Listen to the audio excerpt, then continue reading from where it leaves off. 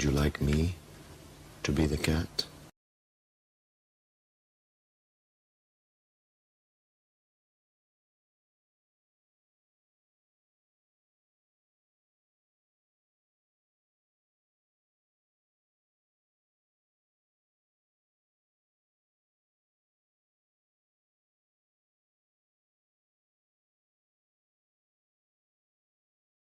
I'm actually very right-wing, and I loved it.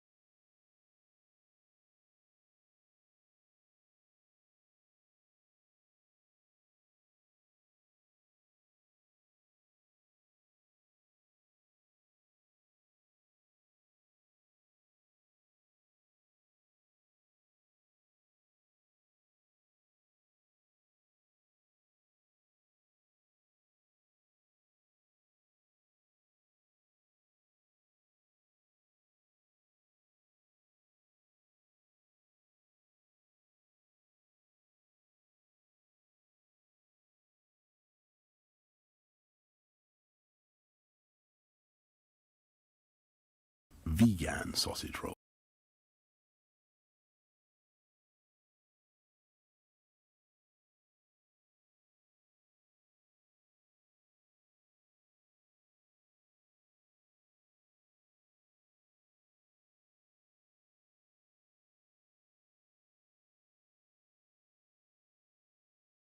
The red, white and blue Fucking Brexit. neoliberalism.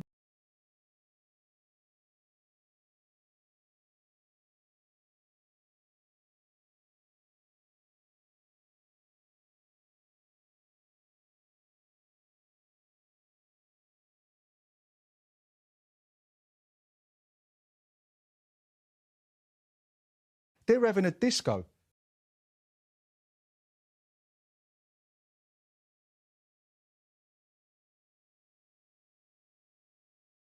Shut up, Wesley.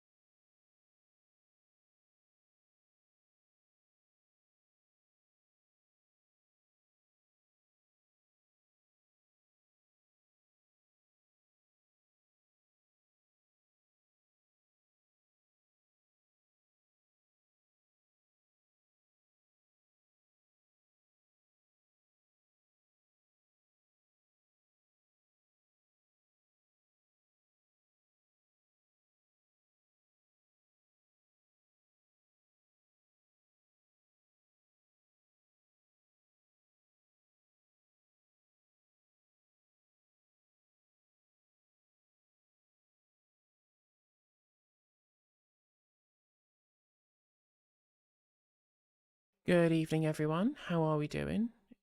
Good to be back. Sorry, I'm a bit late starting today. Just like everybody else, I was watching the football. Lost my camera is slow. There we go. We're back now. Yes, just like everyone else, I was watching the football. That's why we're starting at 10 rather than starting at a normal time that we usually would have started at.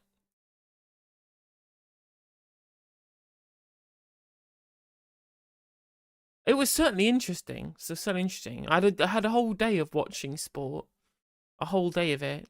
I just spent a lot of time. Watched the Grand Prix as well. I don't know if anyone's an F1 fan. And my God, fucking Max Verstappen. What a child. Made strawberry daiquiris last night. They were too good. You and your partner ended up drinking 1.5 bottles of rum. You ended up talking to the gods on the big white telephone. Always the best way, Specs Bean. Kane should be benched. True, he has been pretty rubbish. The least deserved win I've ever seen. What, George Russell or England? Because neither of them deserve to win.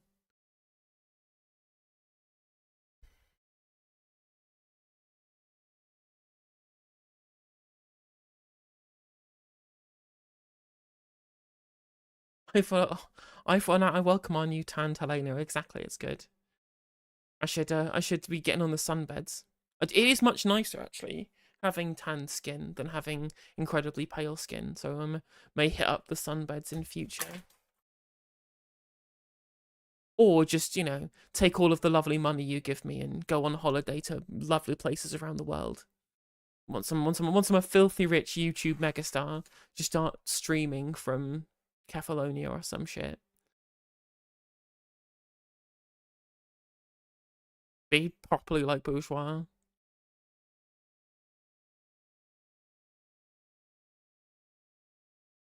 I mean, that's also true, Anna Marie. Yeah, absolutely.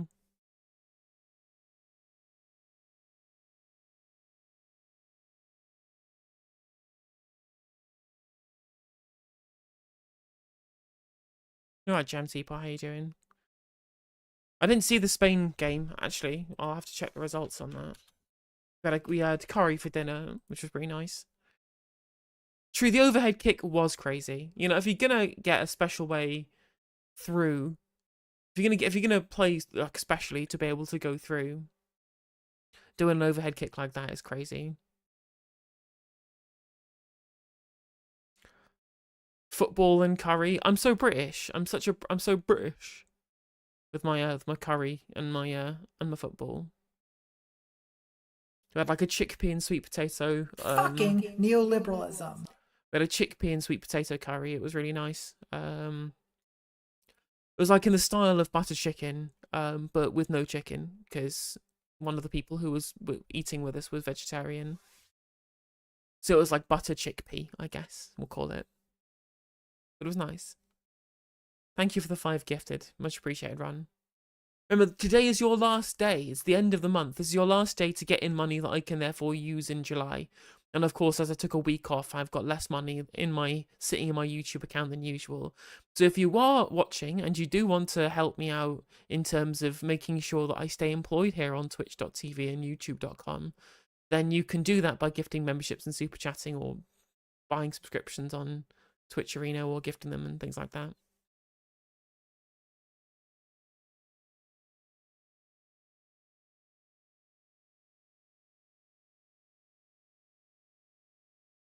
Udon noodle and sausage combo for tea. That's quite some fusion food.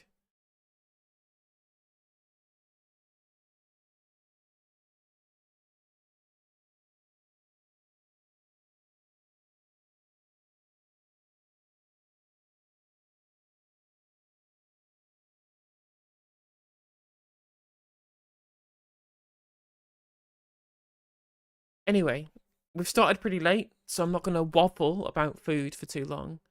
Let's watch some Laura Koonsberg, because that's what we do on a Sunday. Morning on BBC One, and with only 4 days to go, what's on Laura's mind? Well, here we are, 4 days to go before you decide who walks through that door on Friday. It started in the torrential rain. Rishi Sunak's surprise. Right, Streamlabs won't let me change the orientation of this fucking thing. Right? That's very weird. I don't know what's going on with Streamlabs at the moment. There we go. It's just very slow. Blimey.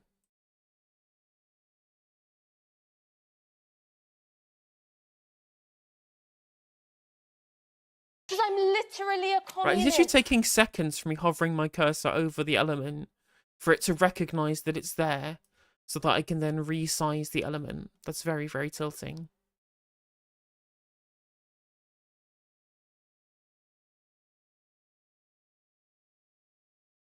Just hit you, the next Parliament, the leader of the Liberal Democrats will be asking the questions at PMQs. Potentially. It's not a sure bet. It's not for certain yet at all. It's not for certain that it will happen, but I think that it's likely.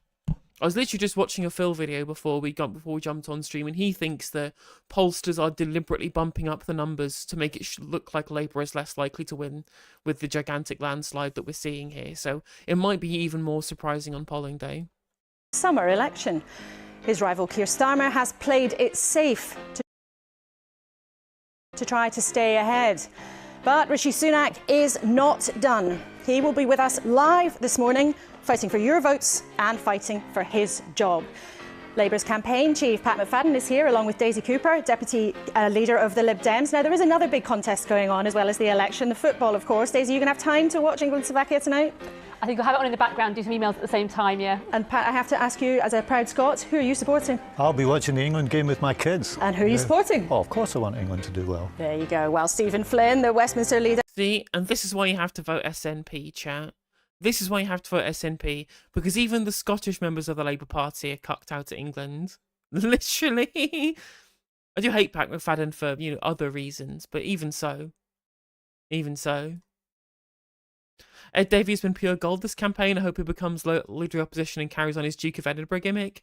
I mean, it'll be nice. It'll be nice to have someone who's not just like a gigantic monster, just like a bit of a monster to be leader of the opposition. It's true, she is wearing a Liz Truss Day collar, isn't she?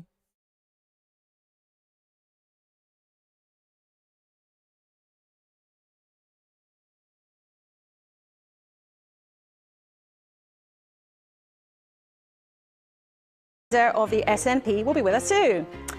And what is the state of the race? Professor Sir John Curtis will give us his 60 seconds on Sunday. Rishi Sunak's party on 20% still trails Labour on 40% by 20 points, exactly the same as at the start of the election. But of course, nothing is decided until the night itself. So to talk about everything that's going on, the Greens' Hugh Fearnley-Whittington. That's fuck. Did you see his other appearance today? I did see that he essentially got clipped admitting that GB Energy I'm literally a communist. wasn't an actual energy company and it was an investment fund. So people, just 4 days left until the actual day of the election, and they finally openly just said it. They said it when it's not an energy company, it's an investment fund. So that's some good electioneering going on there from the Labour Party. Of course, also a famous chef, Harriet Harman, the former Labour Cabinet Minister, and a former Tory Cabinet Minister, Brandon Lewis too. Welcome to you all.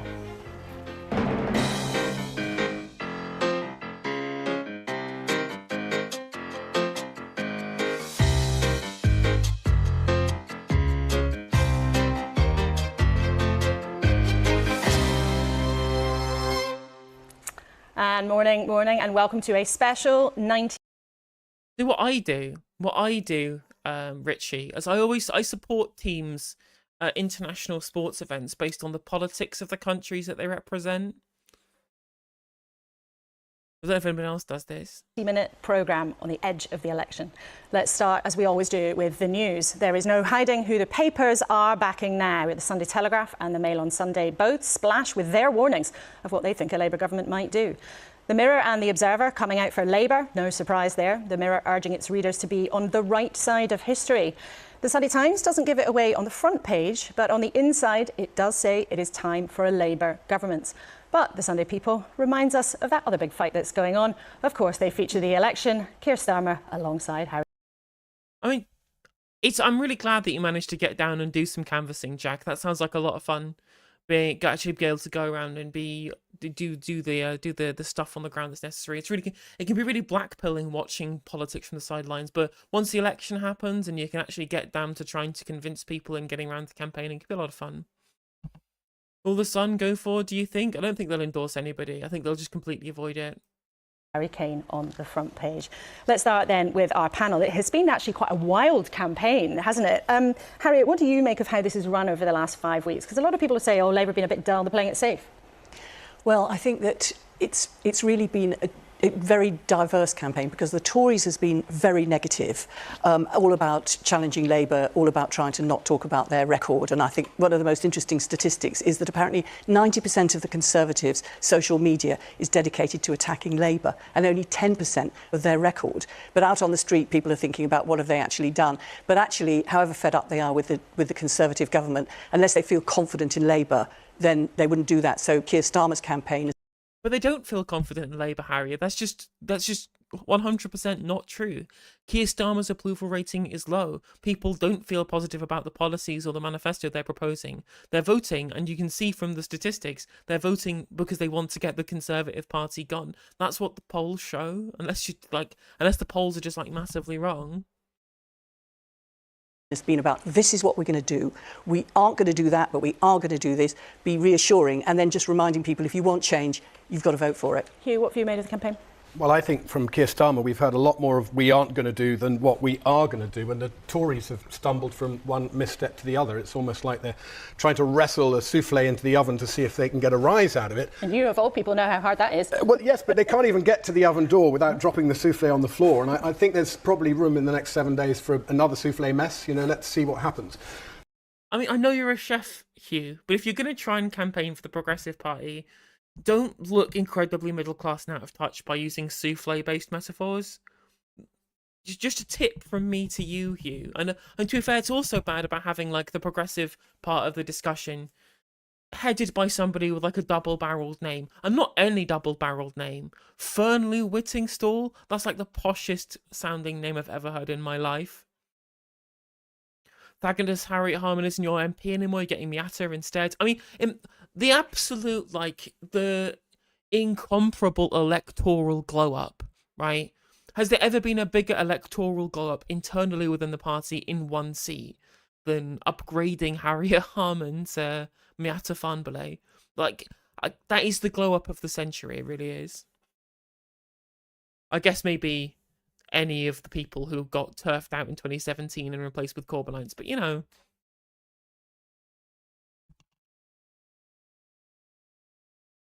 Labour would win 600 plus constituencies if anyone was excited about voting Labour. I mean, it would even... It's crazy how their softly approach is probably doing it worse for them than if they were being a bit bolder anyway, so...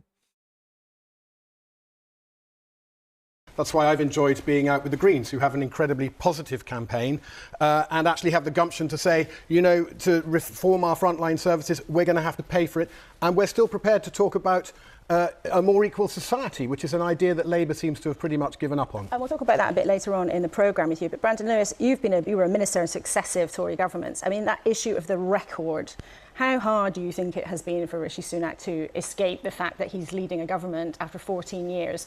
And a lot of people would say the natural pendulum swing has been against him all the way through. Well, there's always been a view that there's a cycle to politics, and there's a reason no party's ever won another term after that period of time and that many terms in office. So it is challenging. There's no getting away from that, particularly when we... Well, I think there's a few things. Obviously, since 2019, there's been some real challenges with COVID, Ukraine, things like that.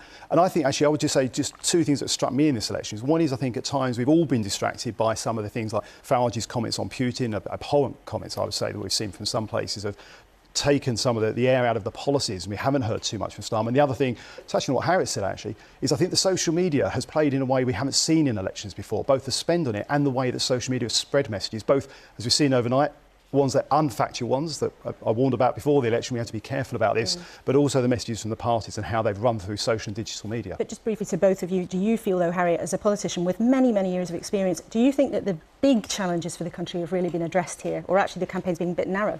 Oh, I think people out on the streets, on the doorstep, are in no doubt that we need to rebuild the economy, rebuild public services, and also rebuild trust and confidence in democracy. Okay, so let's tackle these, shall we? Rebuilding the economy isn't going to happen because you're refusing to actually do proper investment. Rebuilding public services isn't going to happen because the fiscal rules data has to come from taxation for day-to-day spending, and you're not increasing taxes anywhere near enough on the richest in society to be able to properly rebuild our decimated public services, and then also keep those budgets continually increasing over time as well. And in terms of trust in the political system, your leader is an openly dishonest person, one of the biggest liars in politics, akin to Boris Johnson. Your manifesto is deliberately vague so that you can put things into government without actually having it voted on by the public. And on top of that, your set of parliamentary candidates is stuffed with lobbyists and careerists and people with interests outside of the public good, which is exactly the reason why the Conservatives are bad in the first place. So that's 0 on all 3 counts there, Harriet, for the kind of things that you say people want. Because I agree, people do want these things, but Labour ain't offering it. Democracy. And actually they appreciate that Keir Starmer is saying we're going to get to work right away. You know, if you vote Labour on Thursday, we'll start work on Friday. But it will take a while to sort everything out. There has been a lot of criticism for Labour for not being explicit about everything and not actually going on some of the big issues. I mean, Brandon, do you feel that the huge things we face, whether it's, you know, AI or climate change, these big generational challenges, maybe they haven't been part of the campaign? No, and I think I'd have liked to have seen Keir Starmer on the show today explaining what he's going to do. I think there is, and I've seen this on the streets, a real gap in understanding about... You mean people shouldn't expect to be able to just vote for the mystery box? How dare you? How dare you, Brandon? How dare you denigrate the idea of offering people a mystery box for them to vote for? Bloody Conservatives, right? Well, thing is, he's going to be the one bringing change, and that's the change that he's going to bring out. Or how because the people want change? There you go. And if that's not clear, I don't know what is. I don't know what is. What Labour's actually going to do and how they're going to pay for these things. And that is a real issue, I think, in the days ahead. All right, well, let's get on with our first interview of the day. We are going to try and feature some of the subjects that maybe haven't been talked about as much in the campaign as you might expect. Security and Brexit. The Prime Minister will be here. I feel like we've only talked about these things. Or we're going to talk about things that no one else has talked about in the campaign. Let's talk about genitals, shall we? Soon, and we did of course also invite Keir Starmer to come today, but he declined. We are though joined by his campaign chief, Pat McFadden, who will be with us in a couple of minutes after a long and busy few weeks. That opportunity for change is what this election is about. This is an election which is all about change. Change. This feeling that, you know, the adults are in charge. Quite nice, actually. Yeah. Oh, fuck off, Alan. Eat my poo, you absolute meltoid. God's sake. I love how it's like, it feels like the adults are in the room and then it just flicks to them like drinking pints in the pub. I'm like, this is what I want to see. But it seems to be when they are drinking pints in the pub, it's so, apart from Angela Rayner, it feels so forced, especially when it's Rachel Reeves, right? None of these people, apart from Angela Rayner, look natural drinking a pint of beer in the pub. Not in the way that John Prescott did. It's so forced and manufactured.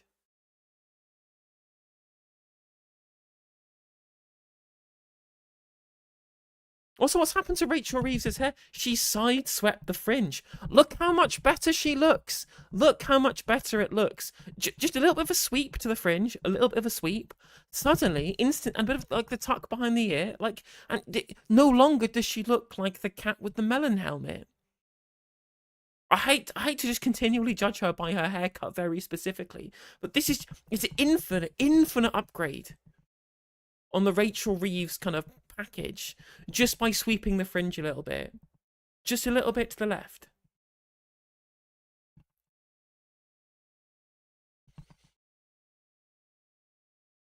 Angela looks like she's 5 deep already, having to spend time with Rachel Reeves. Basically true. I'd have to as well. They just want me excluded from Parliament. Are you sticking to the line that no decision has been taken? She's free to go forward as Labour candidate. Labour will put up your taxes. We will not raise income tax. We certainly won't be increasing income tax. We will not raise national insurance. Or national insurance. That is a manifesto commitment. Your taxes are going up if he is in charge. When you said Jeremy Corbyn would make a good Prime Minister, did you mean it? I didn't think we were in a position to win that election. My dad works in a factory. He was a tool maker. My dad was a tool maker. He worked in a factory. It's true. There you go. I'm so glad that even the Beeb, right? Even the supposedly impartial Beeb are having a go at him for the toolmaker line, which is quite funny.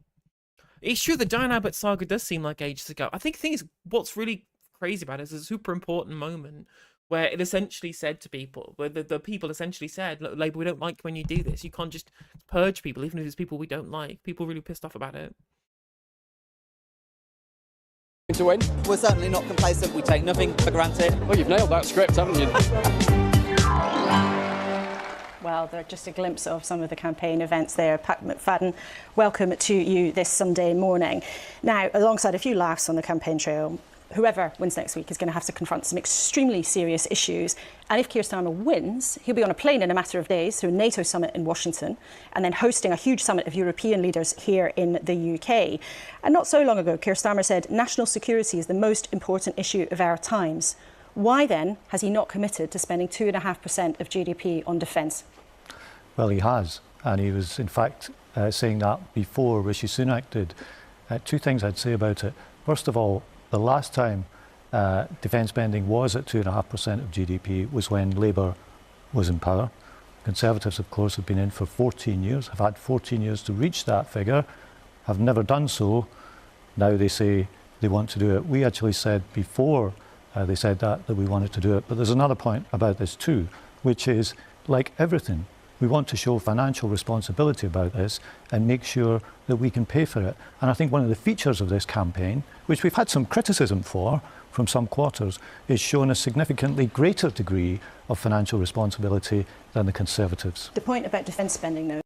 And again, it's just infuriating that this idea of financial responsibility is just entirely in the realms of not spending any money at all, when we are literally in the position of having an economy that is completely screwed up, completely destroyed by the Conservative Party as a result of them not spending enough money. Like, the austerity period is what destroyed us because they refused to spend money. Again, super important. I know I keep banging on about it, but I'm just going to say it again. Fiscal responsibility isn't when you don't spend money. It's when you spend money on things that you need to spend money on and think you don't spend money on things that you don't need to spend money on. It's super simple.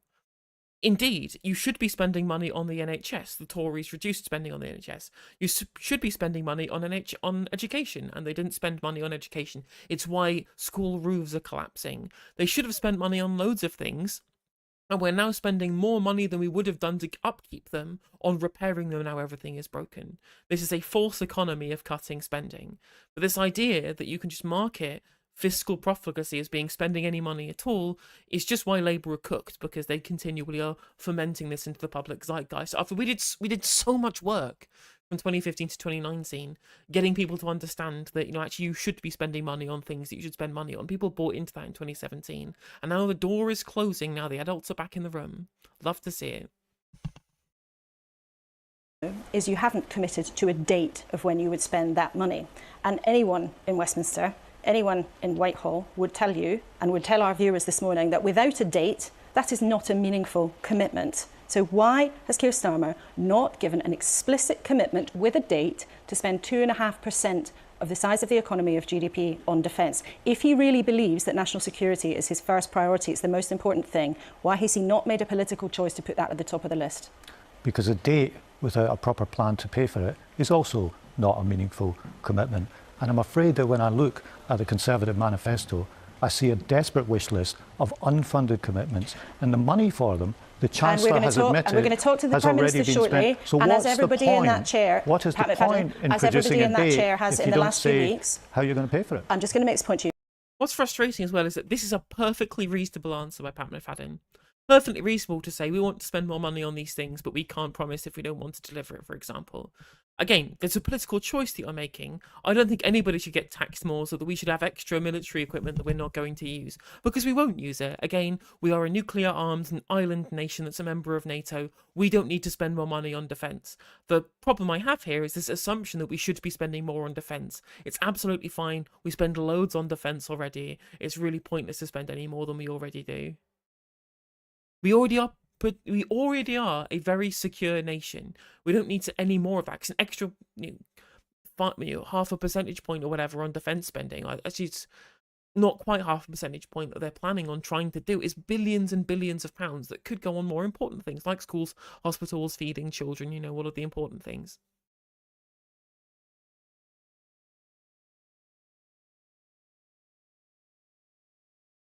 As everybody in that chair last week, our viewers have told us very clearly they want our politicians who are here to stick to talking about their own plans and their own policy. And I'm asking you why Keir Starmer has made the political choice not to make this commitment, because you have made commitments to some things, but not to this particular target. Why? Because he wants to show for everything he commits to exactly how it's going to be paid for. And after the experience that we had just a couple of years ago, we see the cost of making commitments when you can't do that. And the cost isn't paid by politicians, isn't paid in interviews like this. The cost is paid by people in their own family finances. So we want to be responsible he has made a commitment to spend money on some other things, and it is interesting that he's chosen not to make a commitment to this increase to defence spending, even though at a time when he says in his own words national security is the most important issue of our times. This is a big year for elections, and if Keir Starmer wins, of course, I know he always says that he would want to work with whoever is in the White House. All of our viewers... I mean, Laura Kay is right in questioning this and saying, well, no, but you have chosen to spend money on some things. But of course, in adults in the room world, you can't just admit that, well, actually, no, we already spend enough on defence, right? We've made a choice in saying, well, actually, we're going to prioritise increasing NHS spending rather than prioritising defence spending. And that would be a good and normal answer. But because in adults in the room world, in adults in the room land that Labour live in now, you can't say anything that might put off any sector of voters. And as there is a non-zero number of people who prefer defence spending to NHS spending, you're going to piss off there might be some swing voter who doesn't like that, so you just have to pretend that you haven't been asked this specific question. Would have seen President Biden's performance in the debate in the US the other night. Are you concerned for Joe Biden? Should he step aside? Look, I think it was a tough night for the Democrats the other night, but I've got one election to worry about and I'm focused on that. And whoever wins the American election in November, the relationship between Britain and the United States will... Your usual line is defence against who? Are the French getting uppity again? I mean, first of all, Nigel Farage might become Prime Minister and invade France, is what we found out yesterday.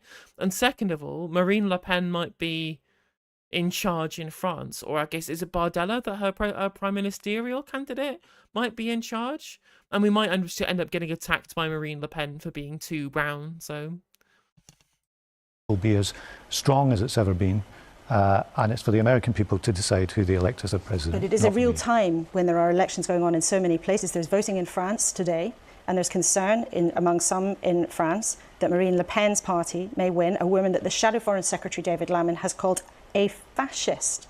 Why should people believe that a potential Labour government could work well with the French government? You have to work with whoever another country elects. It's a basic rule of diplomacy. I only have a vote in this country. I have to focus on this election, and whoever becomes Prime Minister on Thursday as a result of our... Because I'm literally a communist. Was Phil saying the polls are bumping up Labour? Phil was saying that the polls are bumping down Labour. So Phil thinks that the methodologies have been changed because they don't want the polls to look unrealistic.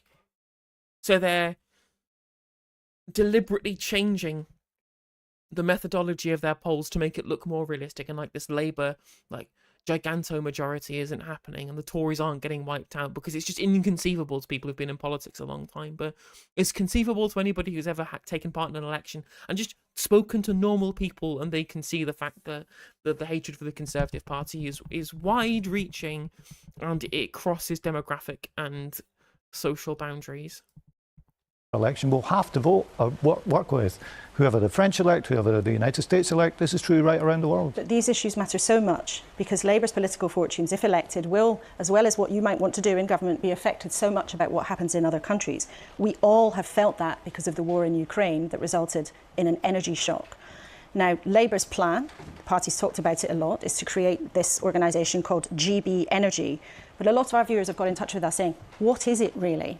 Would GB Energy actually be a company that produces energy that ends up being pumped into people's homes? It's a publicly owned company that's designed to drive the investment in some of the new technologies we're going to need in the coming years, in solar, in wind, in hydrogen, and so on. And in doing so, in the government stepping up to the plate, making sure that the private sector does too, because one of the things that's clouded this debate and maybe made it less clear than it might be, is all around the world, countries trying to meet this transition, the vast majority of what's spent will be spent by the private sector.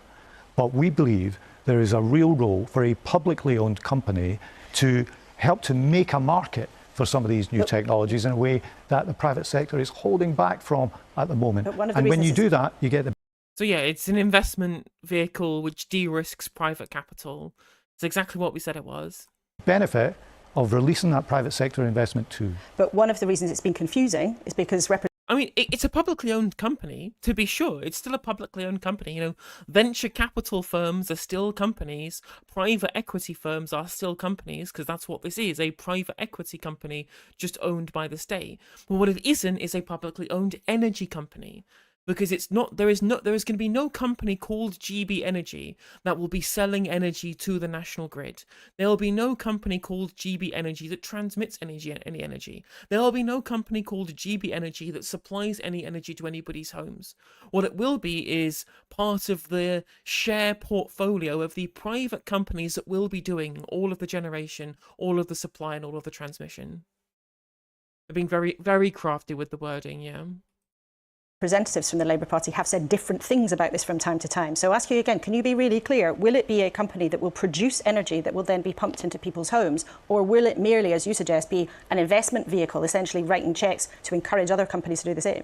It's not going to sit alongside npower or RWE or these companies. This is a different thing. This is a publicly owned company that is investing in making sure that we have the jobs of the future in these new technologies, that releases the private sector so that Britain plays a leading role in this transition. And the reason it's had quite a lot of support, the reason that Patrick Vallance, for example, has backed it so strongly after his experience with what we had to do during COVID, is because this transition is coming anyway. So every country has a choice. And either you step up to the plate and try to be a leader in it, or you're just going to end up buying the technology, buying the kit, and buying the advances from other countries. Now, Britain, with its great tradition of creativity and innovation, we want to be in the lead of that. You agree with GB Energy? It's a good thing. I mean, I've said from the start, I think it's fine. I think it's a fine policy. I think that we should have far more state ownership. We should have an actual state-owned generator, and we should buy back the national grid, and we should have our own state-owned supplier to undercut the private suppliers.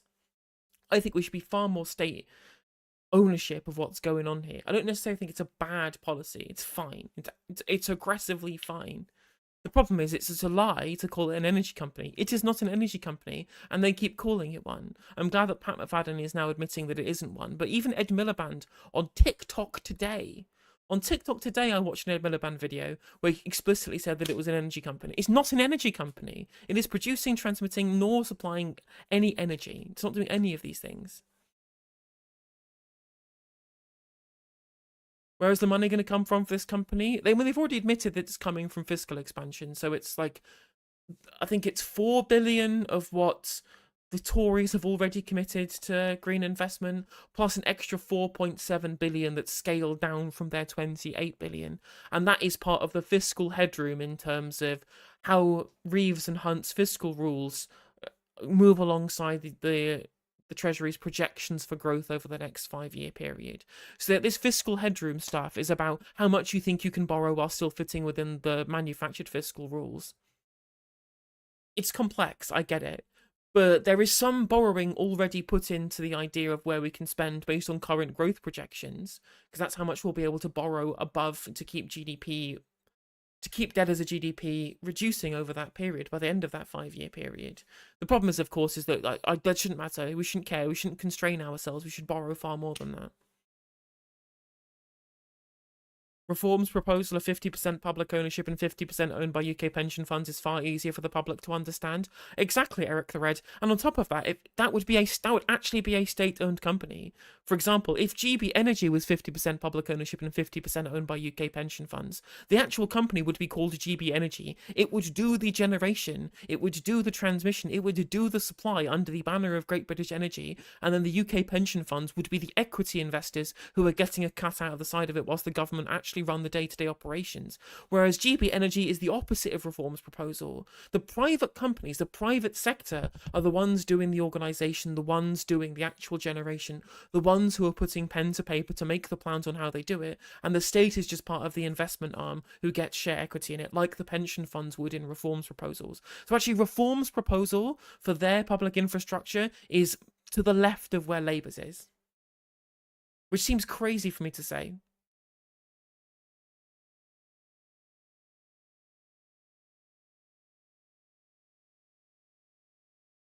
Change, not just a customer for it. But if it's not going to produce its own cheap energy that'll go directly into people's homes, our viewers like Simon Boyce are wondering, when will I start saving £300 as stated by Labour? You've repeatedly claimed it will save people £300 a year. How? Because in the long term, if we have renewables, they are cheaper than relying on oil and gas. And this company will drive the transition to renewables, and renewables are cheaper than fossil fuels. And if we stand back from this, we're just at the mercy of the international fossil fuel market.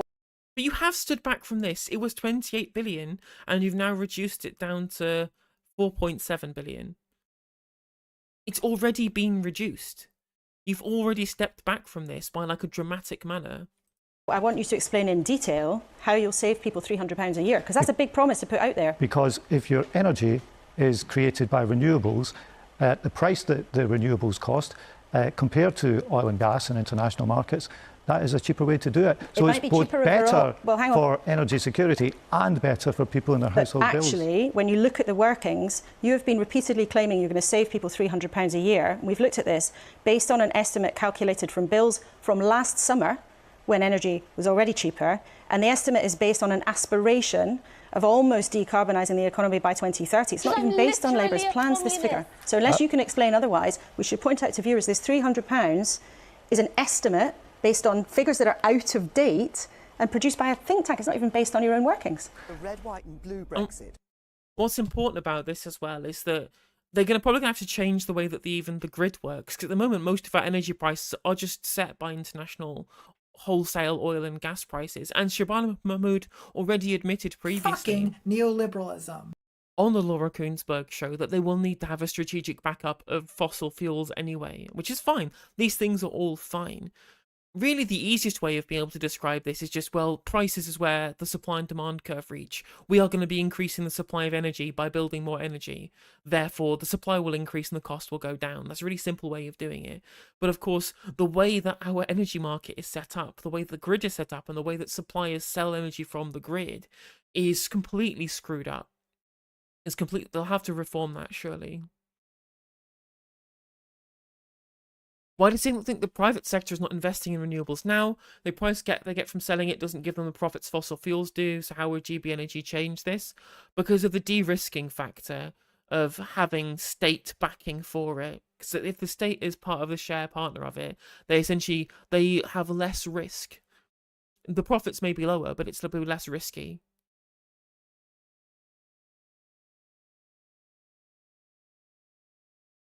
I mean, we should go renewable plus nuclear. I've been saying, I've always thought we should be going renewable plus nuclear.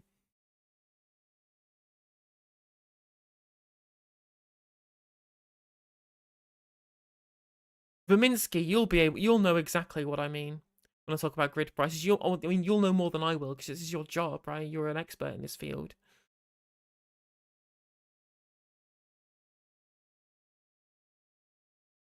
They're giving energy companies the carrot. I say give them the stick and regulate them to be more green. Just have the state do it. Just have the state do it. Have an actual publicly owned energy company, that owns all of it, rather than just giving money to the private sector. Do you think the private sector will put the investment in that is needed? I think they will potentially do a reasonable amount, but not as much as they're planning to. I think it'll be a smaller amount of investment than we're otherwise going to see.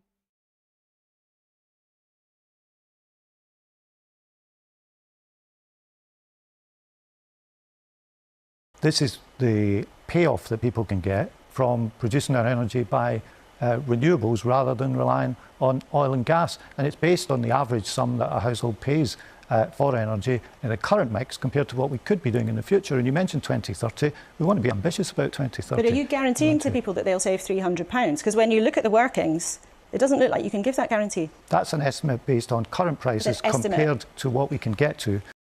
What GB Energy should be doing is sticking solar panels on people's roofs free of charge and charging them a subscription, then effectively owning the panels and batteries still and bulk selling energy back to the grid. That's part of what GB Energy's plan is.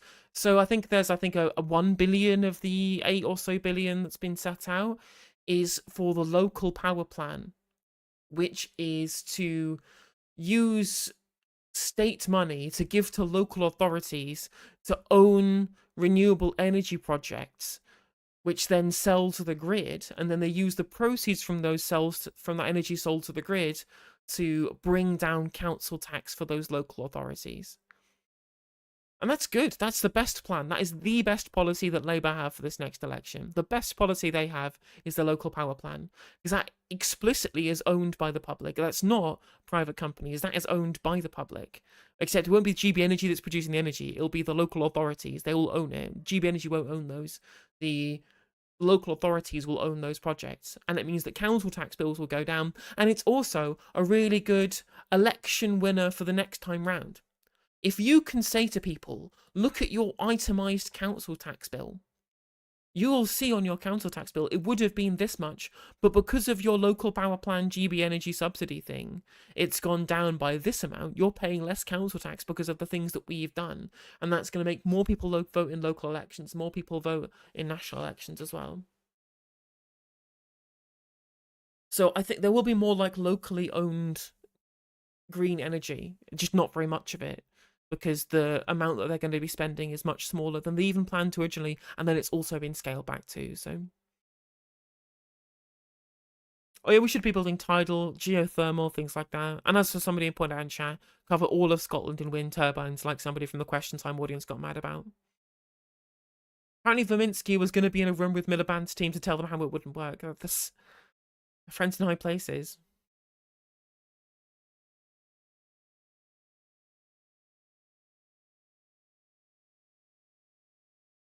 Who looks at anything other than the monthly direct debit when the council tax bill comes through? I mean, I always look at the bill the first time it comes through. When we get the new itemised bill every financial year, I always look at it.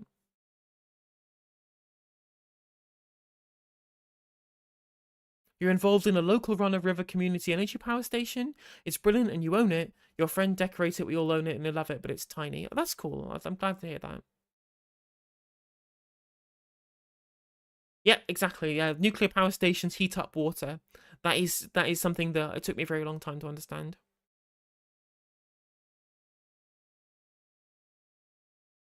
Like, yeah, that's true. I mean, like, I don't think they'd be pinning so many electoral hopes on this if they didn't already have private companies already lined up for GB Energy funds.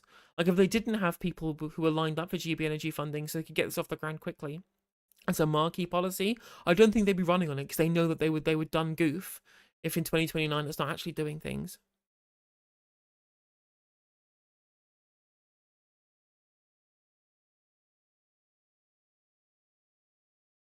That's the power of the union. Would have put me in the room with Miliband. Join the union people. True. True, absolutely would do.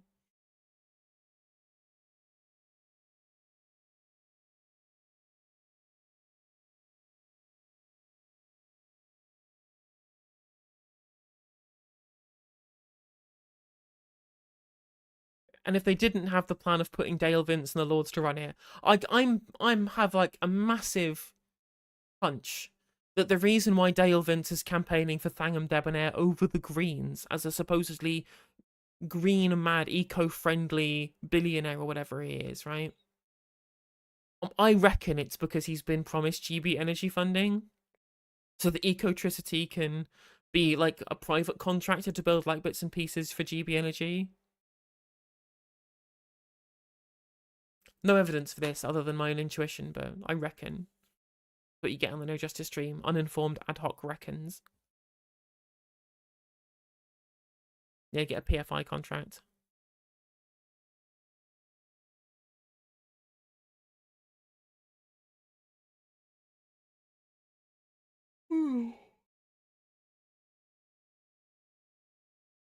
through generation through renewable So energy. it's an estimate of what you hope we might get to in 6 years' time. So that doesn't sound like something you should be putting all over a leaflet and a poster and making a solemn promise to people in a manifesto that they'll have coming off their monthly budget. This is a good way to illustrate the benefit of transitioning to renewable energy, because if we don't do that, we are left, as we saw a couple of years ago, at the mercy of international oil and gas prices. We're also at the mercy of who. Where does Britain get its energy from today? I think we have about 20% renewables usually, and then lots of it is oil and gas. And our oil and gas we mostly buy from Norway. We mostly buy our oil and gas from Norway. And we've got Sellafield for nuclear power, but it's mostly oil and gas. Who controls those fossil fuels? And we saw the kind of energy blackmail that Vladimir Putin attempted to put on Europe, and to release ourselves from that is both better for energy security and better for household bills. Brexit has been a big issue for your party. Many people, including you, were very unhappy about it. Keir Starmer talks quite vaguely of wanting to have a better relationship with the EU and a better trading relationship in the EU. Can you tell us if anyone in the European Union who has told the Labour Party you can get a bigger deal without having to give quite a lot back? These things are always a negotiation. I've not been involved in that. I've been running a campaign. But I think we can do better than where we are at the moment. But what do you base that on, though? So it's one thing to say, of course, you'd like to have a better relationship, but there is a strong feeling, and plenty of people in Brussels on the other side of the channel would say this, we're not going to give any potential new UK government anything new, any shiny new presents or any better deal unless we get something in return. And that may well mean a new deal on migrants, possibly getting involved in some kind of returns deal, or bringing back some form of freedom of movement. So I ask you again, it's an important point. Has anybody on the EU side indicated to Labour there is a better deal on offer without giving something back in return? Well, have you considered John, sorry, how do I call him John? Sorry, Pat. Have you considered about whether or not we can get a future trading relationship with the European Union, if we can renegotiate? Have you considered, Pat? Have you considered that it's not an issue? It's not an issue. They'll be desperate for a deal with us. They'll be desperate. We're not going back into free movement. We're not going to rerun that argument. These things are a negotiation, but every country negotiates in its own interests. And if we entered a discussion like that and we thought it wasn't in our own interest, then we wouldn't do it. But I think the point is to try. The point is to say, can we do better than we are doing at present? Can we deal with some of these barriers to trade that are affecting so many of our businesses? I think we can. I think it's worth the effort. But of course, at the end of the day, if we were in a negotiation where we thought the end product wasn't going to be in the national interest, then we wouldn't do it. So you can't guarantee that you'll get a better deal. I mean, a bit like the £300, that's an estimate. Yeah, true. Actually, absolutely. Keir Starmer is going to come out of his shell as soon as he gets elected. He's going to don Steve Bray's Stop Brexit hat and immediately take us back into the European Union with no hassle. We won't even have to take the euro. It's not an issue. That's an aspiration. A better trading relationship with the EU is something that you're aspiring to. It's not something you can guarantee to any of our viewers this morning. It's a negotiation, of course it is. And in terms, though, of that deal, would you rule out ever putting freedom of movement up as part of a negotiation? Yeah, we're not going back to freedom of movement. Categorically, even some kind of deal for younger people to be able to move around or study abroad? Keir's been clear on this. We don't want to rerun the Brexit argument. That means no grand institutional design and no return to free movement. And if yeah, fuck you, young people. No Erasmus scheme for you. Gotta stay in the UK. Wah wah, Turf Island. Wah. Loser, young people. Yes, that's right, Celtic. Yeah. He's going to go. So he's making Steve Bray chief negotiator. Yeah. If, as Keir Starmer often talks about, Labour manages to win and introduces what he terms as a decade of renewal, would you rule out some kind of big institutional change, perhaps going back into the customs union, perhaps even discussing going back into the EU in a second Labour term? Oh, I'd like to get a first Labour term, Laura. And, you know, when it comes to the future, I think the leadership task for anybody who wins on Thursday is to make the best possible future that the UK can outside the EU. That's the leadership task. We're not going to rerun the argument. And finally, Pat McFadden, we've had a lot of politicians, you know, showing off. All of the FBPE people, the Starmerites who decided to hate on Jeremy Corbyn because he gave the EU 7 out of 10 on the last leg. They're all no rejoining the EU. Not in the first term. Not even in the second term. Not even in the second term. Big fat L, that one, isn't it? A bit during this campaign. That's what campaigns are about. Of course, politicians are always very welcome to try to show off in this studio. But we want to ask everybody this morning, what's a mistake that you have made? A mistake that I've made in the campaign? Mm-hmm.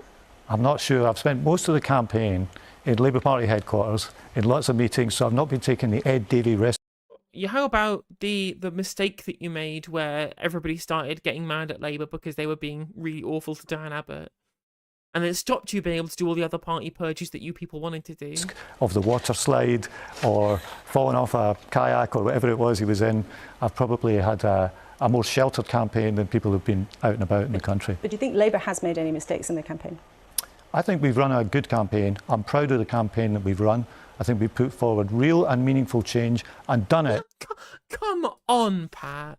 Come on, you've put forward nothing. You've put forward a mystery box for people to guess whether or not it'd be better than the Conservatives because you want to piss off literally nobody. You want to take so few actual real stances on anything because that might lose you one swing voter on one key pet issue of theirs if you make a firm commitment.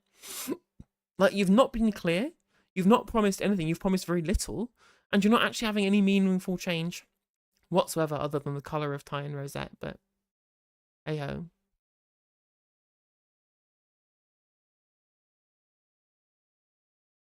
With an eye on responsibility because of the legacy that we're going to get after 14 years of the Tories. But change will only come if people vote for it on Thursday. So you can't think of any mistakes, or none you're willing to tell us about? I'm proud of what we've done.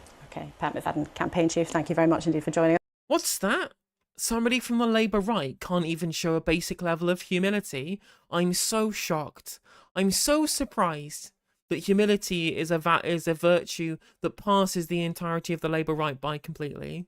So on our last Sunday of the election campaign, well, let's go back over then to our panel. Harriet Harman, Brandon Lewis and Hugh Fearnley-Whittingstall are all with us now. Harriet, what did you make of what Pat had to say? And there are, when it comes to GB Energy or when it comes to the relationship with the EU...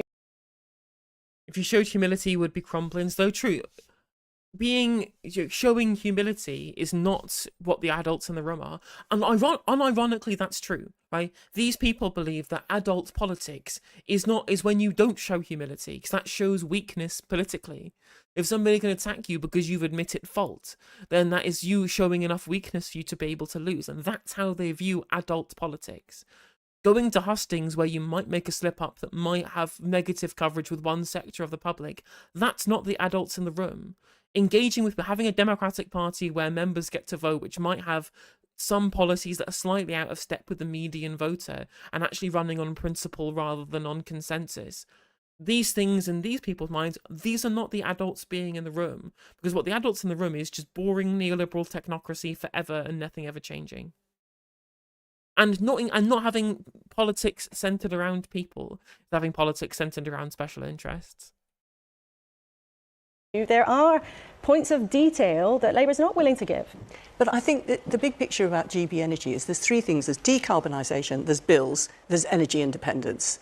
That we need to have all three. GB Energy is the government stepping up, well, what we hope will be a new Labour government stepping up. So I think that there is that detail. I know, you might quote polls and people emailing in saying they don't know what the big picture is, but I think the bones of it very much are. But I could sympathise with Pat being asked what's he going to do about America and what's he going to do about the second term, and he's focused on this term. Brandon, what did you make of what you had here?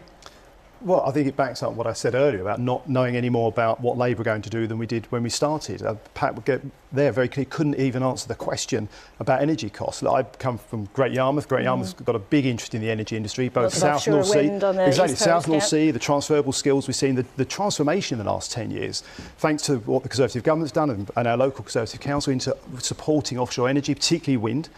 In Great Yarmouth, there is a big opportunity there, but we've got to be clear about doing it in a way that works for consumers as well. But we've had an energy boss sitting in this studio telling us it was taking him 7 years to get planning to get things built. He's got money ready to go, but the decisions that the government has taken or not taken on helping people get these things going have let him down. Remember him sitting in that seat saying it? Well, I'd say two things. One is, I think what the Prime Minister, and I'm sure Rishi will talk about this if you ask him today, has done is correct in that trying to get to net zero in a way that works for consumers, so we don't penalise people, which actually makes people go against the whole principle of what we're trying to do. So we've got to take people with us and work with consumers and our residents. And I think that's why what Rishi has done is the right thing to do on this. I do also... No, Comrade Jock. You've not got it quite right. Offshore wind is Britain leading the way in being a business hub for the world. Onshore wind are woke because they impact house prices. That's it. That's what defines wokeness. Does it or does it not make people in rural England's house prices slightly lower? Pylons also incredibly woke. High-speed rail is the wokest thing in the world. There is nothing more woke than high-speed rail. I think we need to do more to speed up and simplify and improve our planning system. Something I was doing in government, I think we should have carried on with that, and whoever's in government after Thursday, I hope that's something they will do for both housing and for energy and infrastructure. OK, Hugh, what did you make of what Pat McFadden had to say? Well, I'm interested in GB Energy, but it feels really that Labour's not going fast enough or big enough on a really, really urgent transition. Hang on, they say they'd have completely clean energy by 2030, and a lot of energy experts say, do you know what, even that is if you were too really, stretching. If you were really committed to decarbonising the economy, you would be cancelling licences for new oil fields. I think that's pretty fundamental. On the point that Brandon makes that Rishi's been doing the right thing, Rishi has rolled back on net zero in a way that, I mean, in the short term, I think that Tories are going to be remembered for a lacklustre campaign and a Tory betting scandal. But in the long term, I think what they've done to net zero is completely destructive. I mean, we've lost our standing in the world. And Rishi Sunak has rolled back on net zero really to score a few cheap points in a kind of phony culture war. And it's a disaster for the green economy in the long term. So if you ask... I mean, it's literally selling the future of his own children that he claims care a lot about the climate. I really hate to go after Prime Minister's kids like this, but he really is doing his daughters dirty by folding back on net zero commitments. I think you find a functional health service you have to pay for at point of need is actually peak woke, Helena.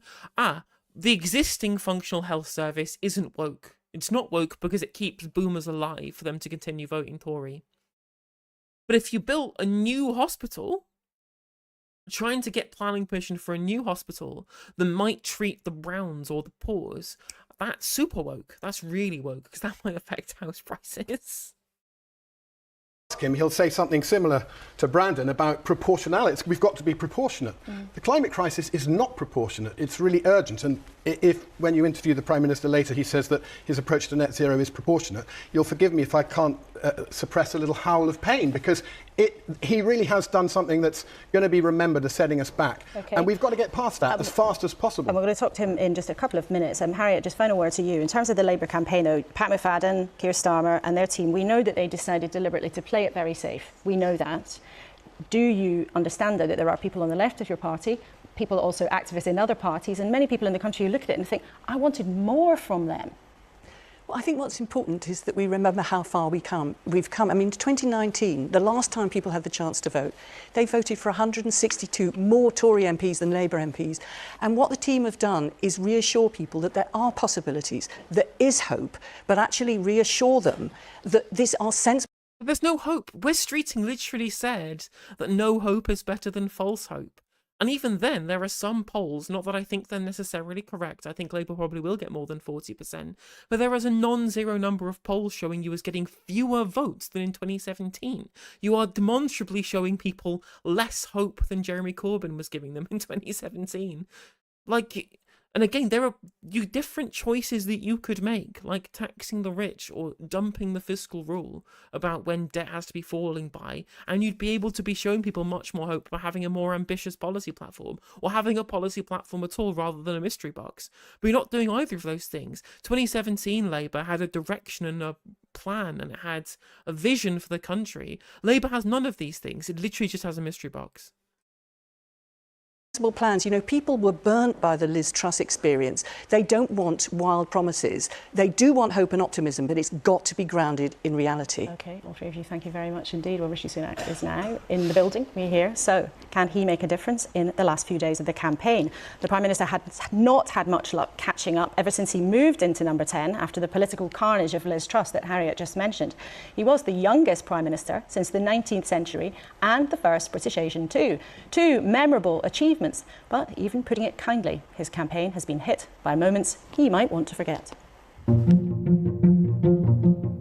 So this is it. A general election is on. I'm determined to talk to as many people as I can across this country. We are just yards away from where the Titanic was built. Are you captaining a sinking ship going into this election? I'm thoroughly enjoying myself. This modern form of national service. Why do you hate young people so much? I'll cut your taxes, protect your pension, and reduce immigration. Independent Treasury officials have costed Labour's policies. The Prime Minister lied in the debate last night. Be wary of this £2,000 per household tax claim. The Prime Minister attended a service, but then returned to London and recorded a television interview. On reflection, that was a mistake. Completely wrong. Indefensible. I hope people can find it in their hearts to forgive me. What did you go without as a child? Sky TV. I think the Tories have had their day. He thought the policy was crap. Higher taxes, higher taxes, higher taxes, higher taxes, higher taxes. I bet they're regretting sending Penny Mord onto the debate, because she looked fucking batshit insane. As somebody who I thought performed incredibly well at the dispatch box when she was leader of the House of Commons, I thought Penny Mordaunt was going to be like a future leadership contender, and then watching her at the Conservative conference losing her shit, and then acting like an insane person, literally looked like she was malfunctioning at the leadership debate. So I'm just like, yeah, no, she's not only is she toast because she's losing her seat, even if she kept her seat, like, you'd be crazy to put her as leader after everything that's happened now. Yeah, also having like a bar punch up with Angela Rayner, yeah. Did you have inside information when you placed your bet on the election day? I was incredibly angry to learn of these allegations. This election is about the future. Well, elections are about the future, but they are, of course, also about parties' records. Prime Minister, welcome. Your party has run this country for a generation, and over that time, people's livelihoods have become less secure. There is less faith in our public services, and many people feel that our standing in the world has also been at question. Is this a better or a worse place to live than in 2010? No, it's a better place to live than it was in 2010. Of course, I understand that the last few years have been difficult for everyone. We had a once-in-a-century pandemic, followed by a war in Ukraine that drove up everyone's bills, and of course that's been difficult for everybody. But I mean, it's definitely not a better place to live than in 2010. Maybe better for people who were investment bankers for Goldman Sachs, because that's what Rishi Sunak did, because he got loads of money off of the global financial crisis. Maybe a better world for him, not for everybody else. And you say, oh, well, it's tough because of COVID in Ukraine recently. And I'm just like, things also sucked before those things. All of the problems that we have are the result of the Conservative Party's austerity plan from 2010 to 2018. That is what has made this country a worse place to live. It's just, in that period specifically, it only affected poor people.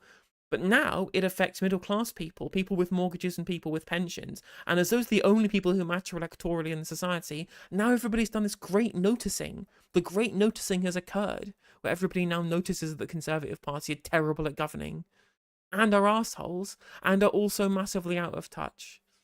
And shit.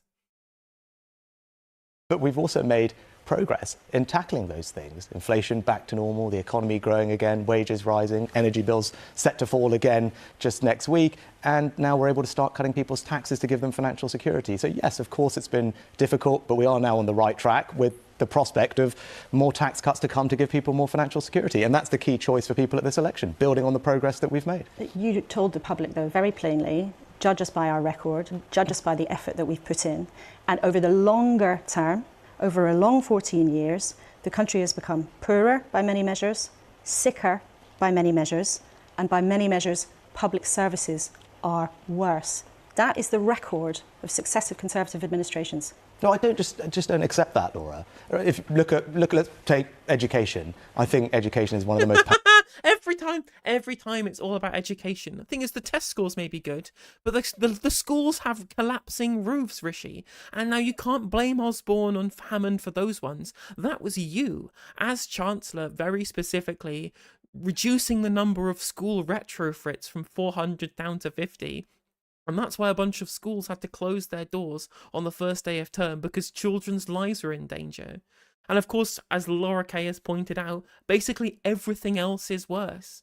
Everything else is worse in this country. Poorer, sicker, public services on their knees, councils going bust, council properties now owned by massive multinationals. But again, these are all things that don't affect people in his core voter base, or indeed people in the Conservative Party. Like NWA in chat asks, what do you think generally have been a success for the Conservative Party? Number one is winning elections, because that keeps them in Rolexes, and B, getting money to the people who donate to them, because that's who keeps them in power. It's as simple as that. Those are their only two successes. Because even they're like the best thing that's been done by a Conservative government in the last 14 years was equal marriage, and that wasn't passed by the Conservatives. It was tabled by the Conservatives, but it was passed by Labour. Labour had fewer MPs at that time, and more Labour MPs voted for it than the Conservative MPs did. Other than that, literally nothing. Children are now shorter, life expectancy is lower, austerity led to 330,000 excess deaths. I mean, the pension triple lock, I guess, is like a good thing that they've done. I literally couldn't name anything else. Nothing else I could name from their time in government over the last 14 years. Catastrophic economic mismanagement, doing fiscal contraction during a liquidity trap. They are vandals. They are political and economic vandals, and they have nothing good to show from their 14 years in government. Nothing at all. Powerful things any government can do to transform people's lives. During that 14 years, thanks to the reforms of the Conservative government, our school children are now the best readers in the Western world. 9 out of 10 schools are good or outstanding, a huge improvement compared to what we inherited. Those reforms were all opposed by the Labour Party, and you can see the contrast. If I could just finish answering your question, you can see the contrast very clearly. Where Labour are in charge of education in Wales, you haven't seen that improvement. So I point to that as evidence of actually enormous progress in transforming the life chances, particularly, by the way, of the most disadvantaged children. And those figures. What's funny as well is I think it's good if they have educational attainment increasing in schools. That's great, but it won't improve their futures if there aren't good, high-paying jobs for them to go into, which we don't have because the Conservative government has failed to invest for 14 years because of their terrible economic policies, because of their catastrophic mismanagement of the economy. Graduate job levels are down. The graduate premium has decreased in the 14 years they've been in power. Wages have stagnated. We're 5 figures in terms of median wage lower than we otherwise would have been if we'd have continued with wage rises in the same way that we had leading up to 2010. So you could have the most educated children in the world. They'll still be working in an Amazon warehouse because you've cooked the labour market. You've cooked the economy. You've cooked the ability for people to be able to get good jobs by making sure that the gap between those who work and those who own has become wider and wider and wider because working people don't donate to your party. Which we've heard many times from Conservative ministers in the last few weeks, the progress that has been made is, when you look at them closely, partly because other countries have fallen behind, not necessarily because primary school children in England have leapt ahead. But the sentiment in the country, I suppose, is what I'd like you to address this morning, because we don't want to trade statistics for 20 minutes. Our viewers, many of them get in touch with us every single week, expressing frustration, expressing sadness, not just about the pandemic and what's happened with the energy shock because of Ukraine, but about how they feel about our country. And I just want to put some of their comments to you, and I'd like you to address them directly. Julian has said, why isn't anything working in this country? It grieves me sorely to see the state this country has degenerated into. Michael's told us, why does my son's school not have enough money for glue sticks? Why do I have potholes on almost every road I drive on? Why can't I get a doctor's appointment? Why are beaches and rivers polluted beyond measure? And Sheila says, our biggest worry is not about tax. It's about having the basics. Can you... The thing is these are all incredible quotes showing you what happens when you put right-wingers in charge of a nation's economy. Just what happens when you let wreckers inside the henhouse. When you let the foxes inside the henhouse and they gorge on the morsels of public sector finance instead of using it to be able to build the country to what it could be, right? This shows you all of the terrible things that happen when you put Conservatives in power. And I'm like, where were all of these statements being read out to George Osborne and David Cameron? Because again, as awful as Rishi Sunak is, and he is awful, he's a terrible human being in basically every single metric. I hate him, I think he's a disgusting rodent. But all of these things are not his fault. All of these things are the fault of David Cameron and George Osborne. Yet the same Economist, the same Financial Times, The Times, paper of record, all of these right-wing, centre-right, quote-unquote newspapers who backed Conservative austerity under Osborne and Cameron that have led to the public sector degeneration and war on the poor that has led to the point where we now look like a developing economy where child poverty has skyrocketed, absolute poverty has skyrocketed in this country, is because of their failed policies that all of these papers backed. And now they're all backing Keir Starmer and saying, wasn't it terrible how we didn't invest in infrastructure when bond yields were at 0? And I'm like, this is your fault. You all backed this. You backed it over the guy who wanted I'm to literally a communist. reverse all of these failed policies because he was a Trotskyist or something. Oh yeah, but The Economist has economist in the name. So liberal idiots like Ian Dunt think it means that Keir Starmer's going to be good with the economy, just like George Osborne was, one must expect. That's media analysis in the UK. Oh, it has economist in the name, therefore it must be good. You say to our viewers this morning that you can do anything about how they feel. Do you understand it? Yes, of course I do. And my first answer to you, I acknowledge the frustration that people felt. Of course it's been very difficult. When inflation rises to the highest level that we've seen in decades, when energy bills double because of a war in Ukraine, of course that has an impact on Sheila and everyone else. And that's why I'm working so hard to deliver people financial security. And I do think it is about tax, because people are working very, very hard. But if you reduce tax, you reduce public service provision, which is what these people rely on to get by. They are telling you public services don't work. And you're saying, screw spending money on public services. Here's money to spend on slightly more consumption, even though you don't have an NHS and your education sector is failing. Like, school roofs are collapsing. Like, people don't want tax cuts. People keep telling you they don't want them. They want public services to start working again. And this is what is such a dereliction of duty of our press, right? In that they didn't question Osborne and Cameron and Hammond and May when all of these things were happening. And as somebody points out in chat, when Jeremy Corbyn was doing the same thing in Prime Minister's Questions, bringing up the stories of people who would have their lives ruined through Conservative Party policy, through austerity, through policies for the rich and not for the many, he was laughed at, he was jeered at, he was treated again as not being an adult in the room throughout that period, not just by the Conservatives, but by the press and by his own parliamentary Labour Party. And at that point, there was no COVID, there was no war in Ukraine, there was no excuse that the right wing can then throw up as a reason why all of these poor people having their lives ruined through policy.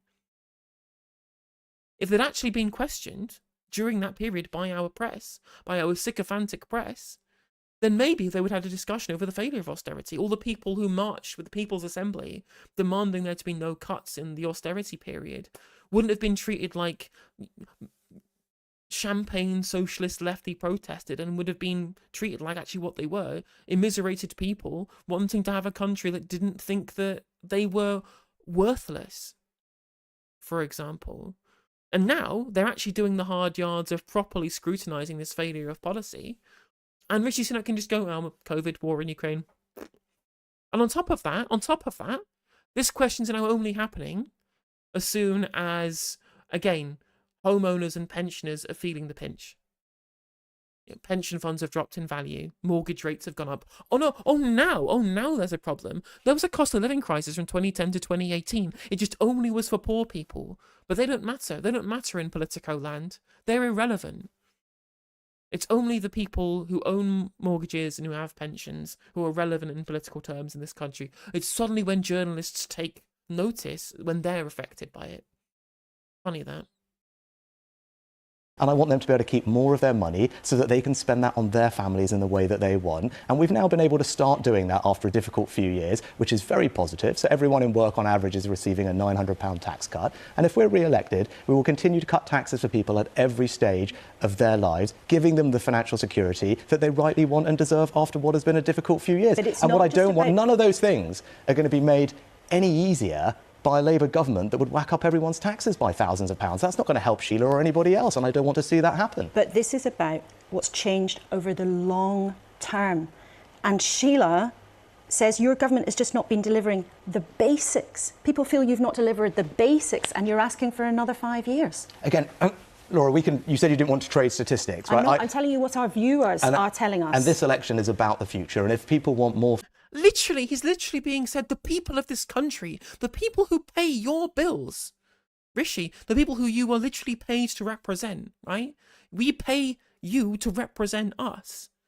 And he's brushing it away as if it's irrelevant. All these proles who I'm supposed to be governing over, lording over more like. I don't need to care about these people's opinions. This is about the future. Stop telling me about these sob stories from these poor people I don't need to care about. This man's disgusting. He really is revolting. And it just shows you why everyone believes him to be out of touch. But again, like, you're saying this is a long-term problem, Laura. Where were these questions? Where were these questions 7 years ago? Where were these questions in 2015 and 2017 and 2019?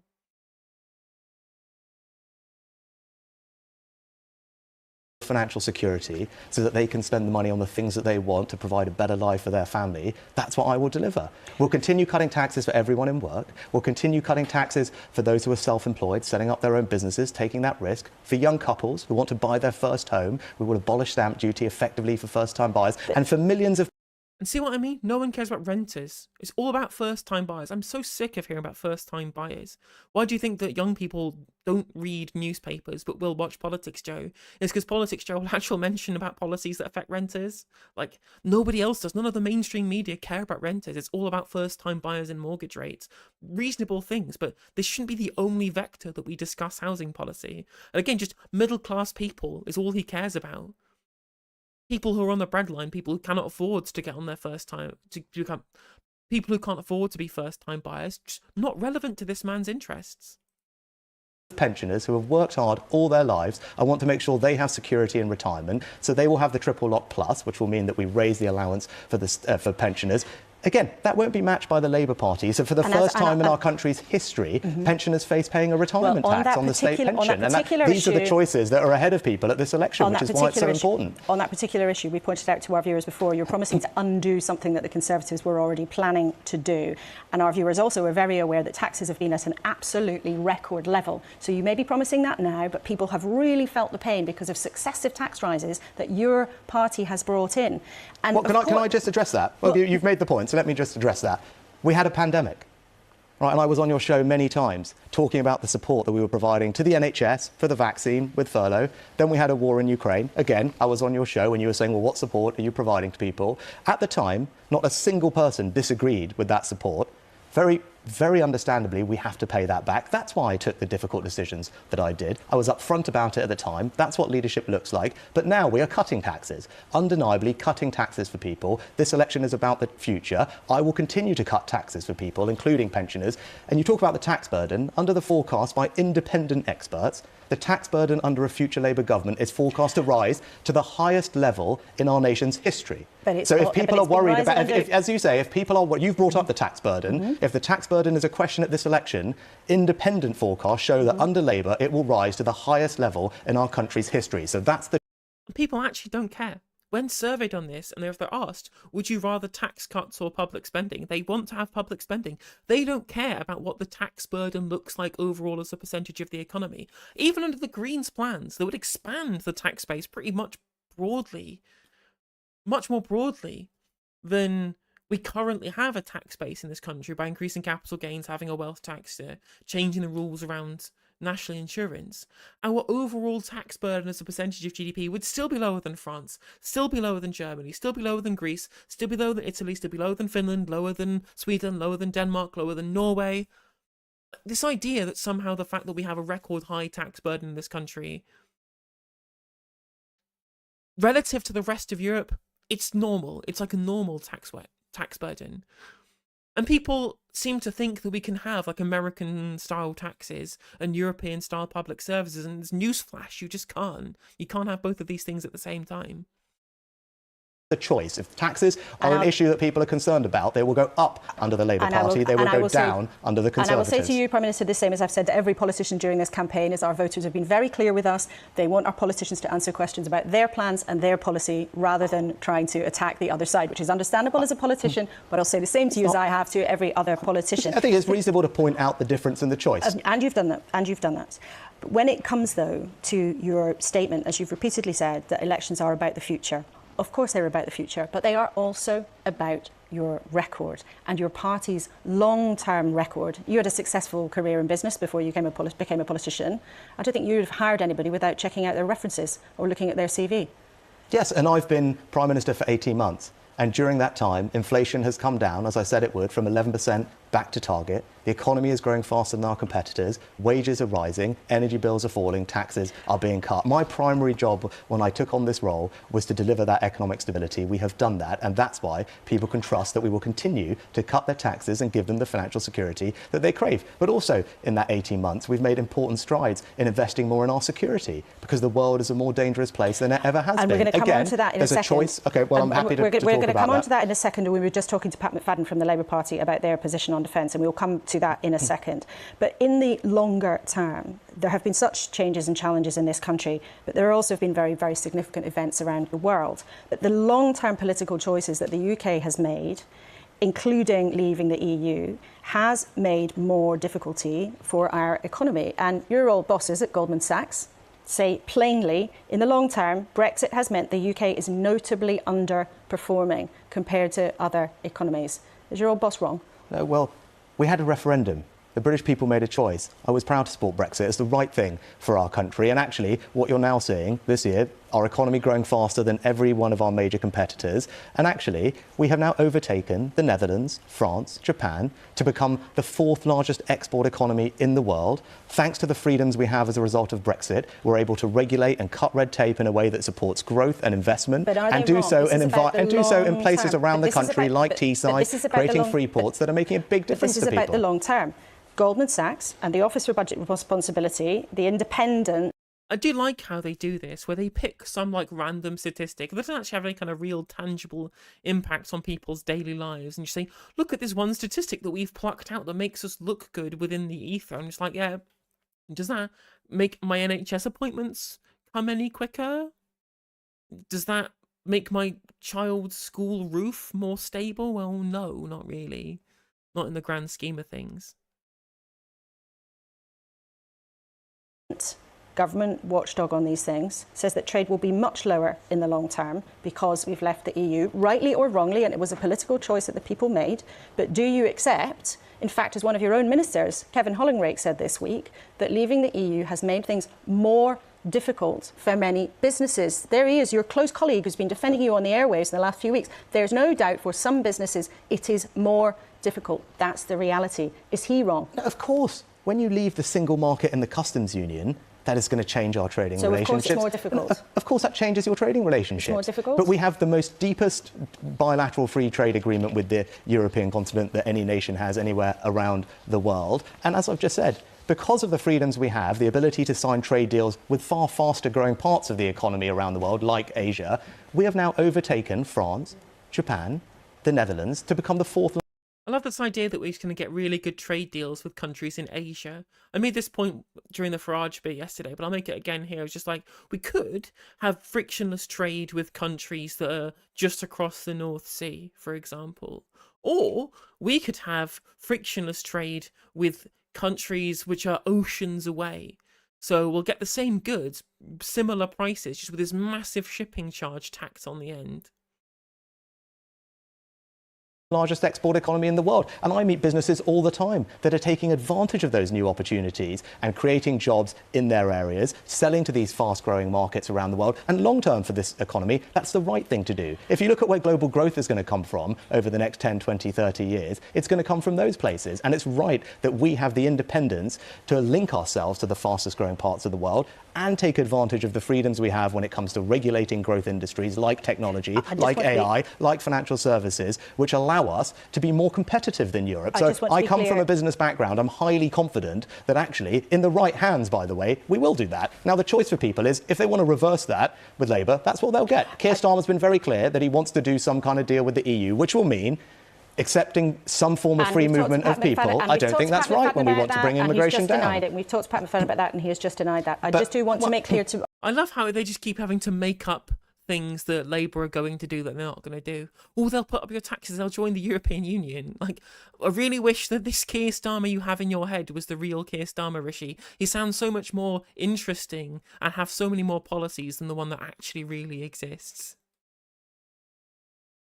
And yeah, like, how good has deregulation been for this country already? I mean, it hasn't helped us since Thatcher, has it? Our view is that the trade deals you talk about, the vast majority of them were rollovers from deals we already had with the EU, and the US is not at this stage interested in a trade deal, even though that was one of the big promises of Brexit. And Laura, but you just hang on, you're going to say that. You haven't mentioned we're the first European nation to join the CPTPP trade deal, which is some of the fastest growing economies. It's not yet in force. It's accepted and just needs to be passed in Parliament. That's a big moment. That is a big moment. That's one of the look forward for the investor-state dispute settlements, but I guess it'll be worth it to get cheap coffee from Vietnam, I guess. Woo. The fastest growing parts of the world. We were negotiating very closely with India, and I'm confident that we will be the first European country, again, under a Conservative government, if we're re-elected, to negotiate a trade deal that's deep with India, which, again, is one of the fastest growing parts of the world. That's the right priority for the British economy. I don't think it's right for Labour to end up re-accepting EU rules that we have no say over and accept some freedom of people, movement of people when we want to get... But we're also now accepting rules from CPTPP. So is accepting rules to get into trade agreements a good thing or a bad thing, Sunak? Because again, we accepted EU rules when we joined. Clearly people didn't want those rules, that's why they left, that's fine. But the idea that, well, we're just going to set rules from other people, that's what you're doing by joining CPTPP. Opening ourselves up to ISDS, for example, is something that we get from joining this trade agreement. I don't want to be subject to those rules. Nobody voted for us to join that trade agreement. Denied that, and I'll remind you, as I have every politician in the last 6 weeks, that our viewers want us to stick to the party's policy of the person who is sitting in the chair, with respect. But there is plenty of evidence, even from your own minister in the last few days, that the economic reality of Brexit is that the UK's standing long term is more challenging than had we stayed in the EU. And you promised control of immigration, which many voters thought would mean immigration would come down when we left the EU. And of course, until very recently, it was going up and up and up.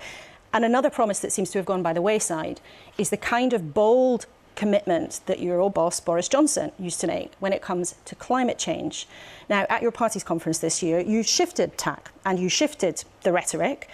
But some people believe, including the Independent Climate Change Committee, it means that the UK's lost its status as a leader. Was that a mistake? No, and actually, you started that question with something that I fundamentally disagree with.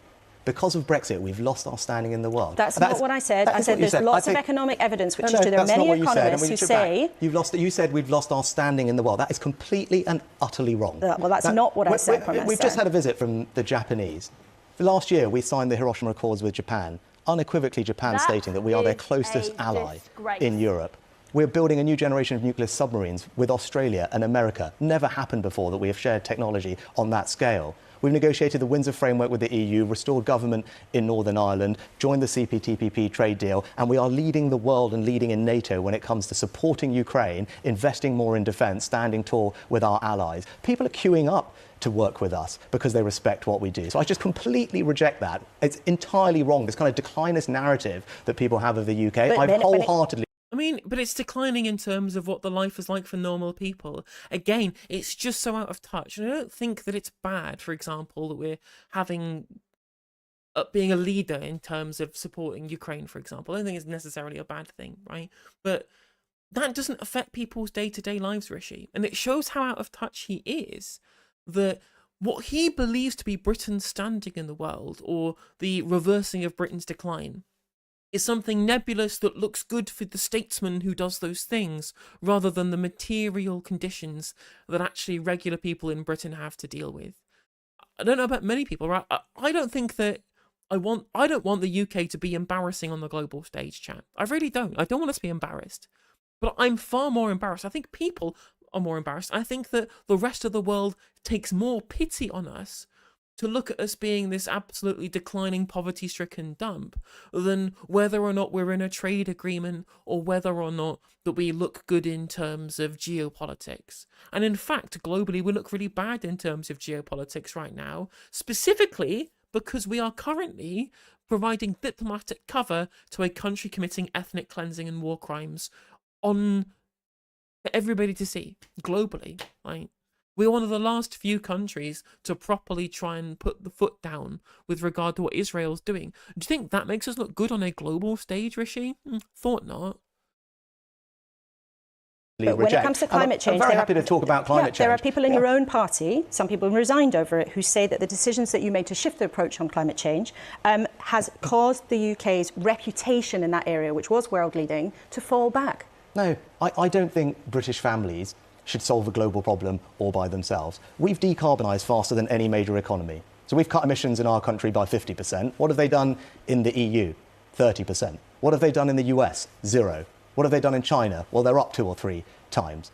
So where's a lack of leadership there? Look at our 2030 targets. Again, more ambitious than the EU, more ambitious than Japan, more ambitious than America. All this nonsense that we're not leading in the world. We're doing far more than anyone else, which is why I made the changes I did. Because I don't think it's right to saddle British families with thousands of pounds of extra costs to switch out their car, their boiler, convert their home when we do more subsidy then, rather than scrapping it and make us pay more in the long term for ever-increasing prices for fossil fuels. How about you help us subsidise the transition towards cleaner and cheaper bills through insulation, for example? How about you subsidise these things and then it'll be cheaper for everybody? But no, you want us to spend more money in the long term, or we're not going to saddle you with a cost. Well, you could just subsidise it rather than scrapping it.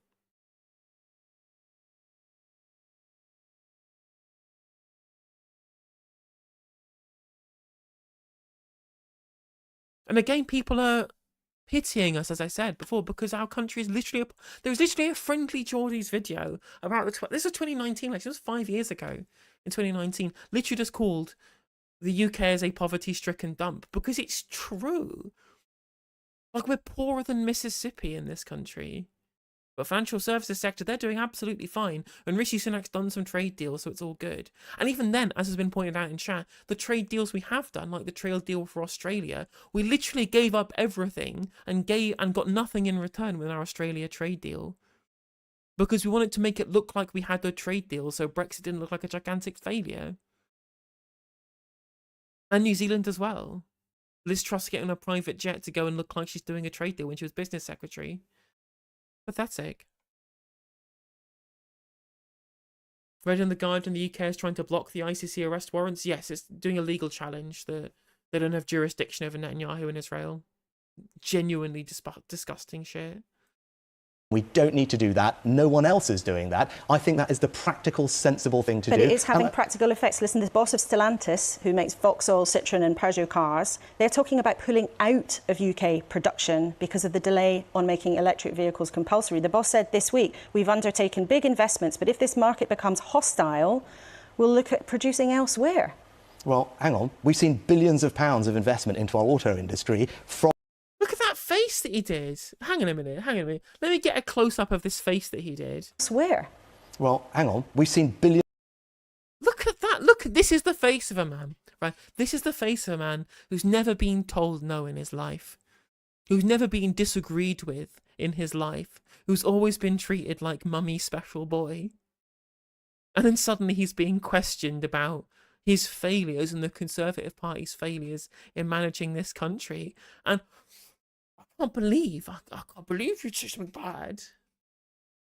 Everyone go and try and do that face. Someone try and make an ASCII out of it. Actually, that would be an excellent emoji if it wasn't going to be completely irrelevant in 5 days' time. If it wasn't going to be completely irrelevant in 5 days' time, we would definitely turn this into an emo. Never held to account. Yeah, like, how dare you? How dare you question me? The private school scowl growl. Exactly. Literally. Well, no, yeah, not working class friends.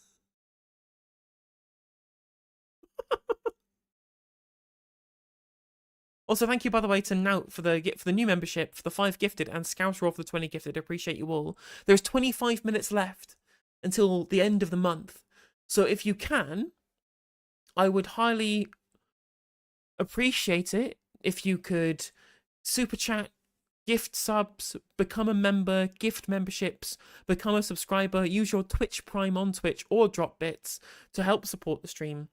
As if you do it before midnight tonight,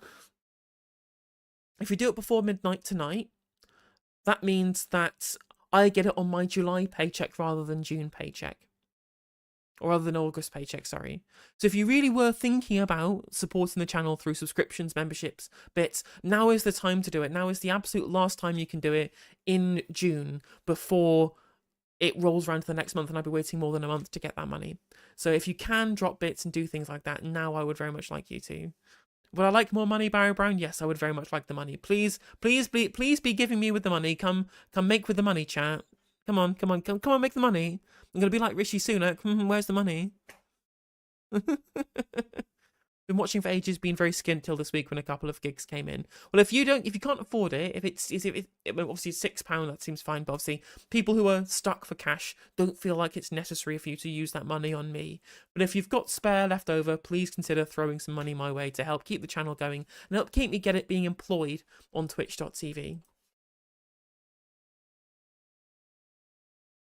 Millions of pounds of investment into our auto industry from Nissan into Sunderland, where I was at the plant, making a new generation of electric vehicles there, and from JLR.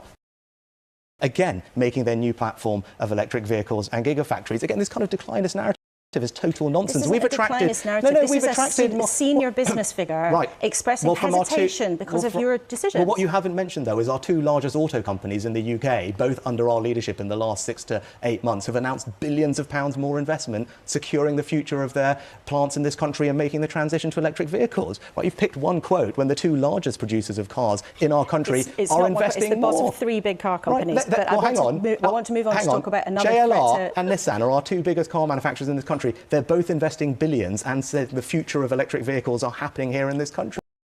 I mean, that doesn't mean that the industry isn't also having problems elsewhere as well.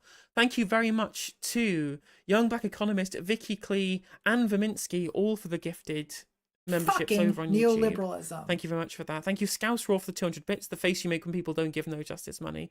True, indeed. And thank you for the 15 bits, Stu Viking President. Appreciate it. Well, and thank you for the follow, Scute, as well. Appreciate everybody for the neoliberalism. support, for throwing me the cans of Red Stripe. The generosity is very much appreciated, absolutely. True, this channel, I cannot issue guilt on the No Justice stream. I indeed, my economy works like a household budget because it is a household budget.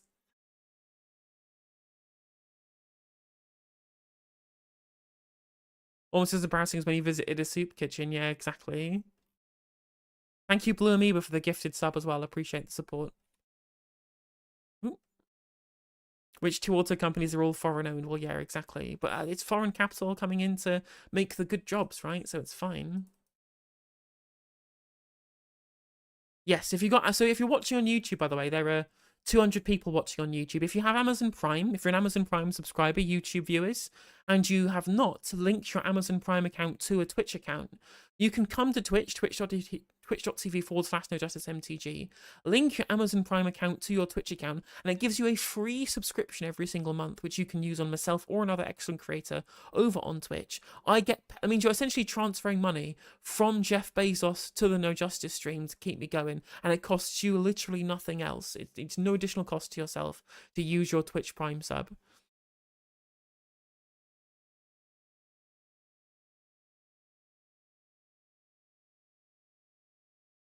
Thank you for the link, Jim Speak. Appreciate you.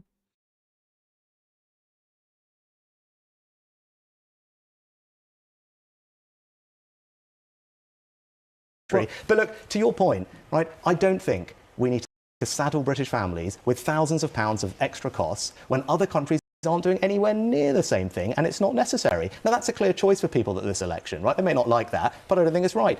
It costs £10,000 in a typical terrace house to change your boiler. It costs £8,000 in a typical semi-detached house to convert your energy. And again, to change your car years before anyone is saying that is necessary, I don't think it's right. So yes, I did make those changes. They will all be reversed under a future Labour government, and that's a choice for people. And you've made that. But you've also made a choice not to subsidise these things. Sensible approach to net zero with me that saves you money, thousands of pounds of extra costs with the Labour Party. And you've made that point. Now, climate change, of course, isn't the only threat to what some people see as a big threat to global security. You've warned recently, we've heard it from the NATO boss here on our programme as well, about the threat from what's been described as an axis of authoritarian. Thank you, Retro Border, for becoming a member. Thank you, Doggo Duck, for using your Prime sub. Use your Prime just like you did. Exactly, use the Prime just like Doggo Duck did. And thank you, Frank Reed, for the 10 gifted, and Jim Speak for the 100 bits as well. I appreciate everybody for the support.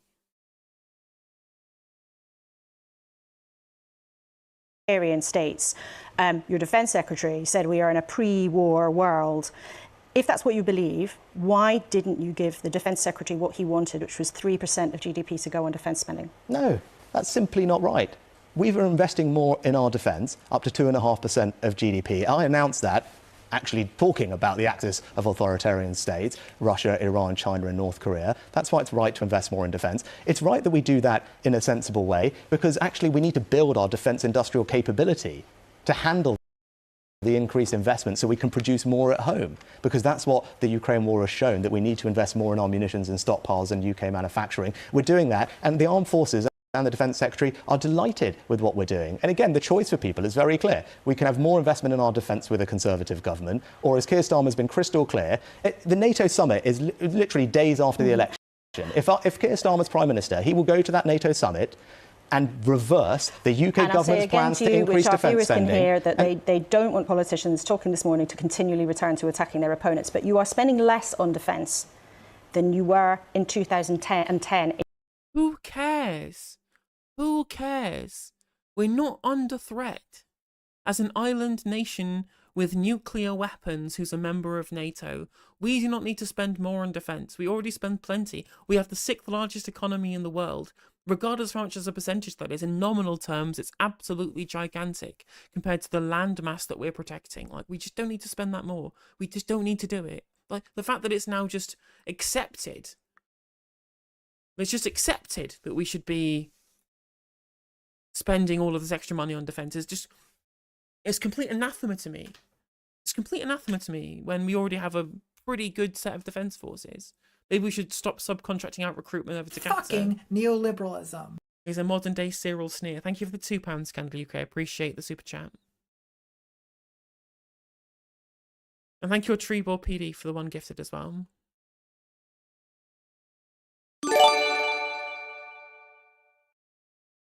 In today's prices.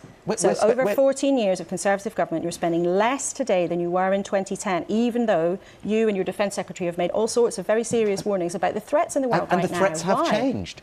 I mean, the threats have changed. The world today is very different to what it was 14 years ago. And that's the thing. You've got Russia, Iran, North Korea and China increasingly working together. You just saw Russia and North Korea sitting down together last week or the other week. So if the threats are greater, why are you spending less in real terms than you were in 2010? We've been increasing defence spending since 2020 when I was Chancellor, and we announced the largest increase in defence spending since the end of the Cold War. That happened when I was Chancellor. We're now building on that. And the choice for people at this election is very clear. If you think the world is dangerous, as I do, if you think we need to invest more in our defence to keep everyone at home safe. You've made that point. Well, this is an important point. This is our country's security. And you've made it already, and there are other subjects that we want to get to. There is an important point here, because this also sends a signal to our adversaries, right? We actually have strength by demonstrating to our adversaries that we're able to invest in our security, not just... Surely you mean adversary, old boy.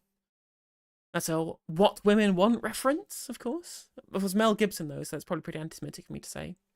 today, but for the long term. And that's what our plans do. They send a signal to Putin that we're not going anywhere, that we will be able to continue supporting Ukraine for years into the future if necessary. But that is not something that the Labour Party can say, because they won't match plans to increase defence spending. You also say that you're going to pay for this increase in defence spending by getting rid of civil servants, which is a promise I've heard politicians more times say than I've had hot dinners. But I want to move on to other subjects because they're important things that happen. Seeing as you've just made that point, I should have the chance to address. Literally, the Legion of Doom is banging at the door, and if you don't vote for me, your children will die. Real desperate stuff here. Yes, you may have heard that in the past. The difference this time is we've had a massive expansion of civil servants since the pandemic to deal with that, which was reasonable at the time, but it's not reasonable as a permanent state of affairs. And actually, I do think it's entirely clear that we can reduce the civil service, not by a huge amount, but just back to its pre-pandemic levels, which I think are entirely reasonable. The Treasury's conducted a full analysis of how that will happen. The Chancellor announced it in the autumn. The plans were finalised in the spring. That, together with the planned increase in R&D, fully funds the increase in defence investment. Let's move on. But again, the choice is clear. If you believe the world is dangerous, we are the only ones that will invest more in our defence. And you've said that repeatedly, Prime Minister, and there are important things that our viewers want us to ask you about alongside that. Was it a mistake at the start of this campaign for you to say you had respect for Nigel Farage? No, there are views of his that he's been right to highlight, and I've said that in the past, right? And where I agree with someone's policies, I'll happily say that. But what happened the other day was wrong. And I was keen to call it out. And more generally, I'd say to everybody, as I said right at the beginning of this campaign, a vote for anyone who's not a Conservative candidate in this election just makes it more likely that Keir Starmer is in number 10. So if you want your taxes cut, your pension protected, our borders secure, immigration coming down, and a sensible approach to net zero, you are only going to get that if you vote for a Conservative candidate. I mean, you're not having a sensible approach to net zero. It will cost more in the long run. It's your government that's put up immigration. It's your government that's put up taxes. And you're the ones who want to inflame tensions in the Middle East. I mean, Keir Starmer is also happy to do that as well, but that's no difference between the two of you. So you're just failing on all fronts here, Rishi, in terms of the things you say are going to be bad about Keir Starmer coming into government. And in fact, the polling at the moment specifically shows that people do want the Conservatives destroyed. This idea of saying, oh, well, we need a strong opposition to hold Labour to account. Yeah, the public was rather it would be the Liberal Democrats or Reform UK and not you. You telling people, don't vote for somebody other than the Conservatives, otherwise there'll be nobody holding Labour to account. That makes people more likely to vote people who aren't you. Very funny to me.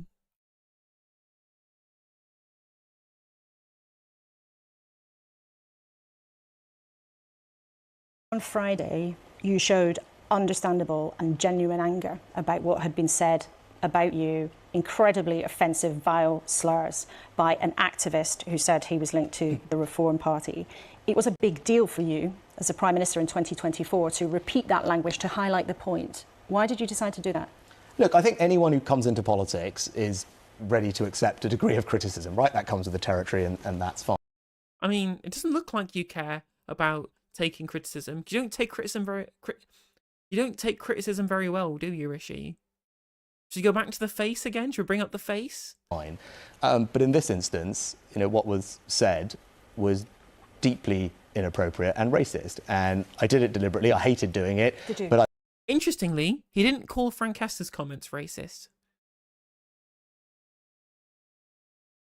He said they were rude. Apologise for the rude comments. Racist? I'm not going to comment on those. Or indeed what Lee Anderson said about Sadiq Khan.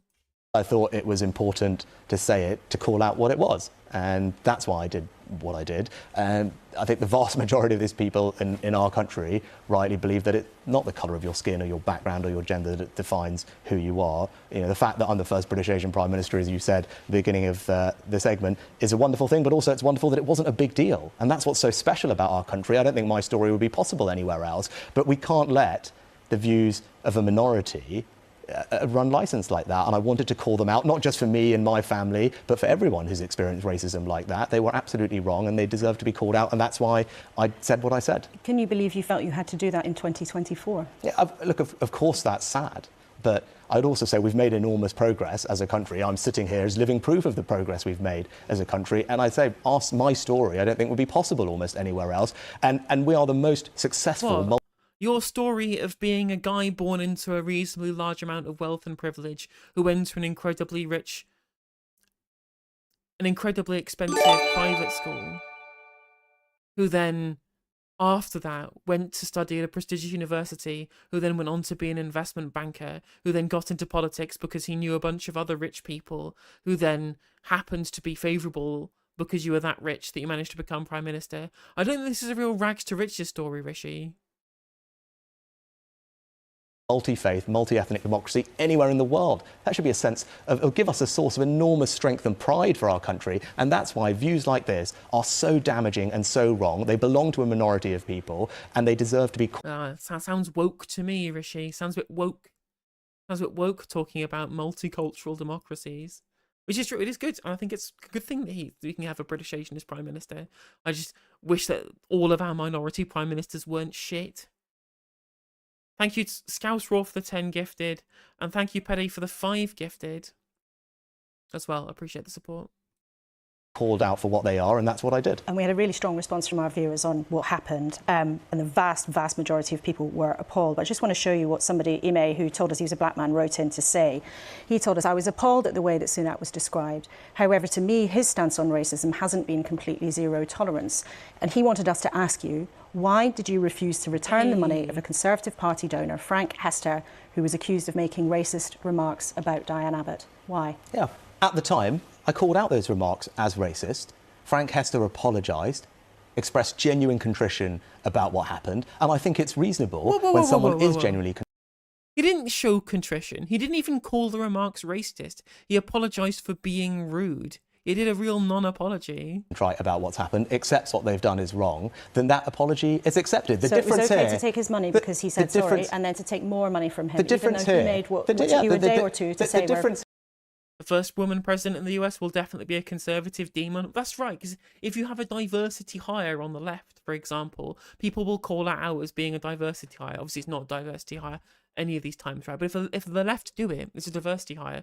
If the right do it, it shows that it's a success of multiculturalism, right? It's okay if you're a Republican.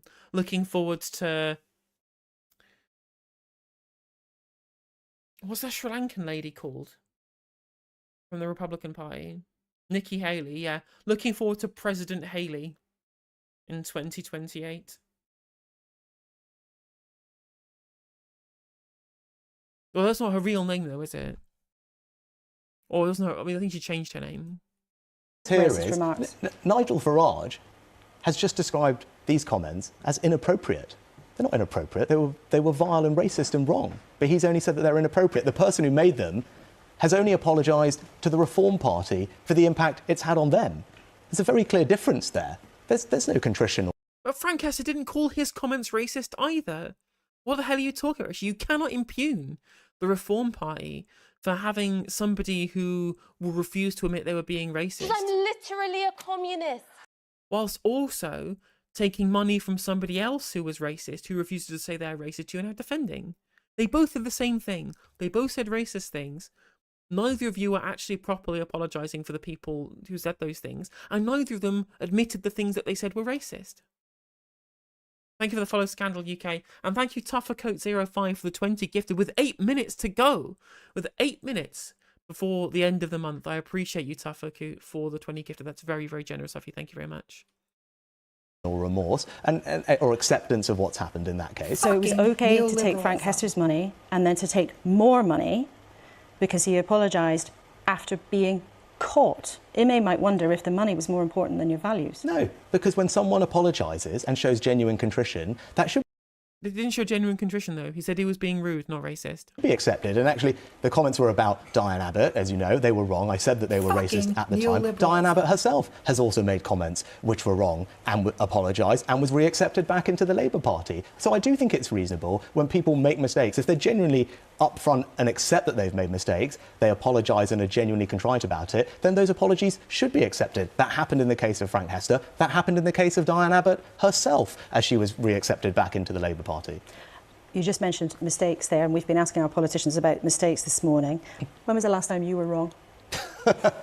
Well, I talk to my wife and my daughters. They say on a regular basis. But this campaign is something that I am proud of, right? And that's what we're here to talk about. After everything, you're proud of the campaign? Yes, I am, because this campaign... Sorry, I'm just gonna have a laugh at that one specifically. Really, Rishi? You're proud of the campaign after D-Day, after the betting scandals?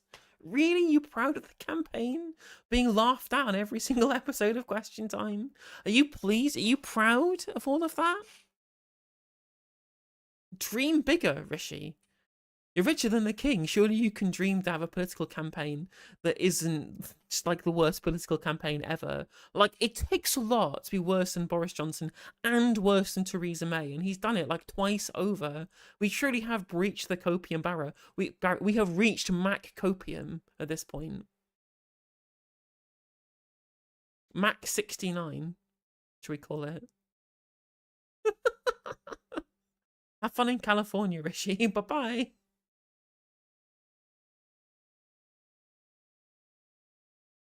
Copium overload restarting. Indeed, Scazra, thank you for the bits.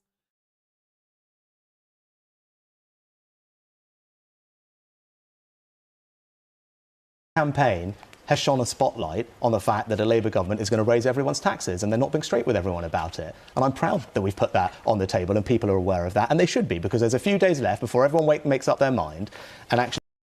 The question was if they've ever done anything wrong.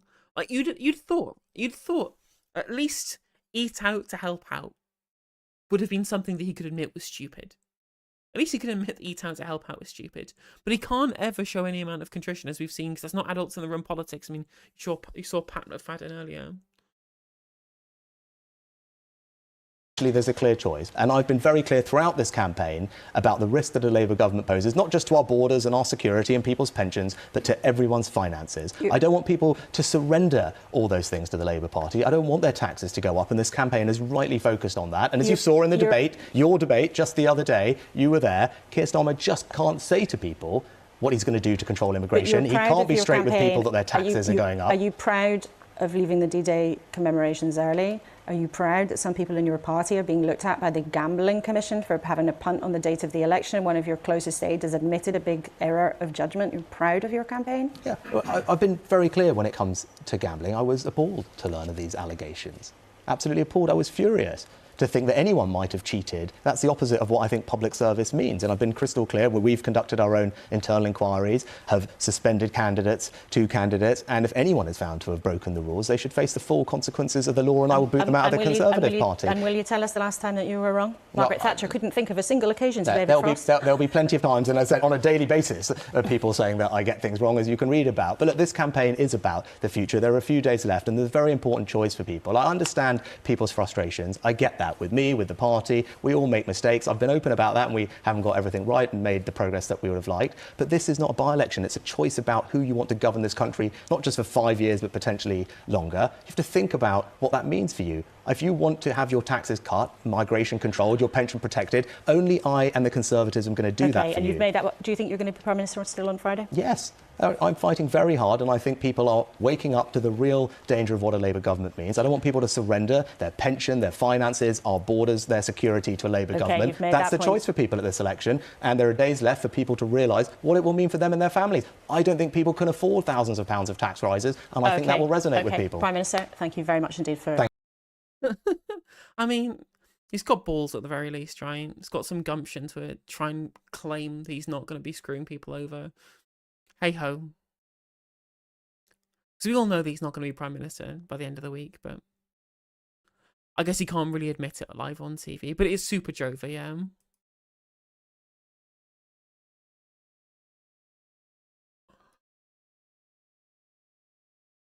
It's not Daisy Cooper, Stephen Flynn, but I'm super fucking tired, so I'm going to do that tomorrow. I apologise for the short stream. I should have started far earlier than I did.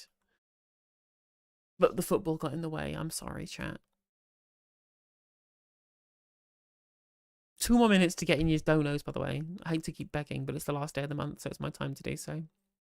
Thoughts on not voting? You should never, ever, ever not vote. At the very least, spoil your ballot. Because that gets registered and it shows discontent with the system. But the opportunity cost of voting is so low and can lead to material good. There's no reason not to vote.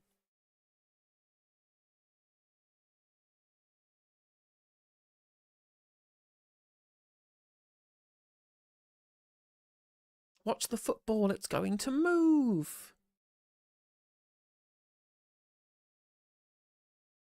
But I appreciate everybody jumping in today. I really do. Thank you very much for the continued financial and streaming support. I will be on at 2 p.m. tomorrow. I'll try and do a longer stream to make up for the fact that today was shorter. We'll finish off Laura Kay. We might watch the Ed Davey interview. There's a Sean Berry interview over on Politics Show that we've not watched yet, and I've got a clip from James Whale getting mad at a junior doctor. So there's plenty of interesting stuff. Thank you for the link, Morgan Newick. I'll definitely check that out.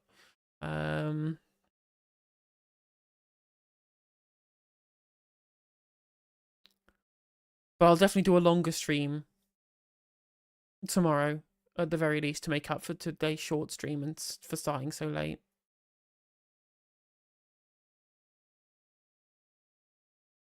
YouTube viewers, I'm going to send you over to Kevin Logan. Because, of course, I'm going to send you over to Kev, because it's fucking Kev, innit? Twitch viewers, though, where shall I send you?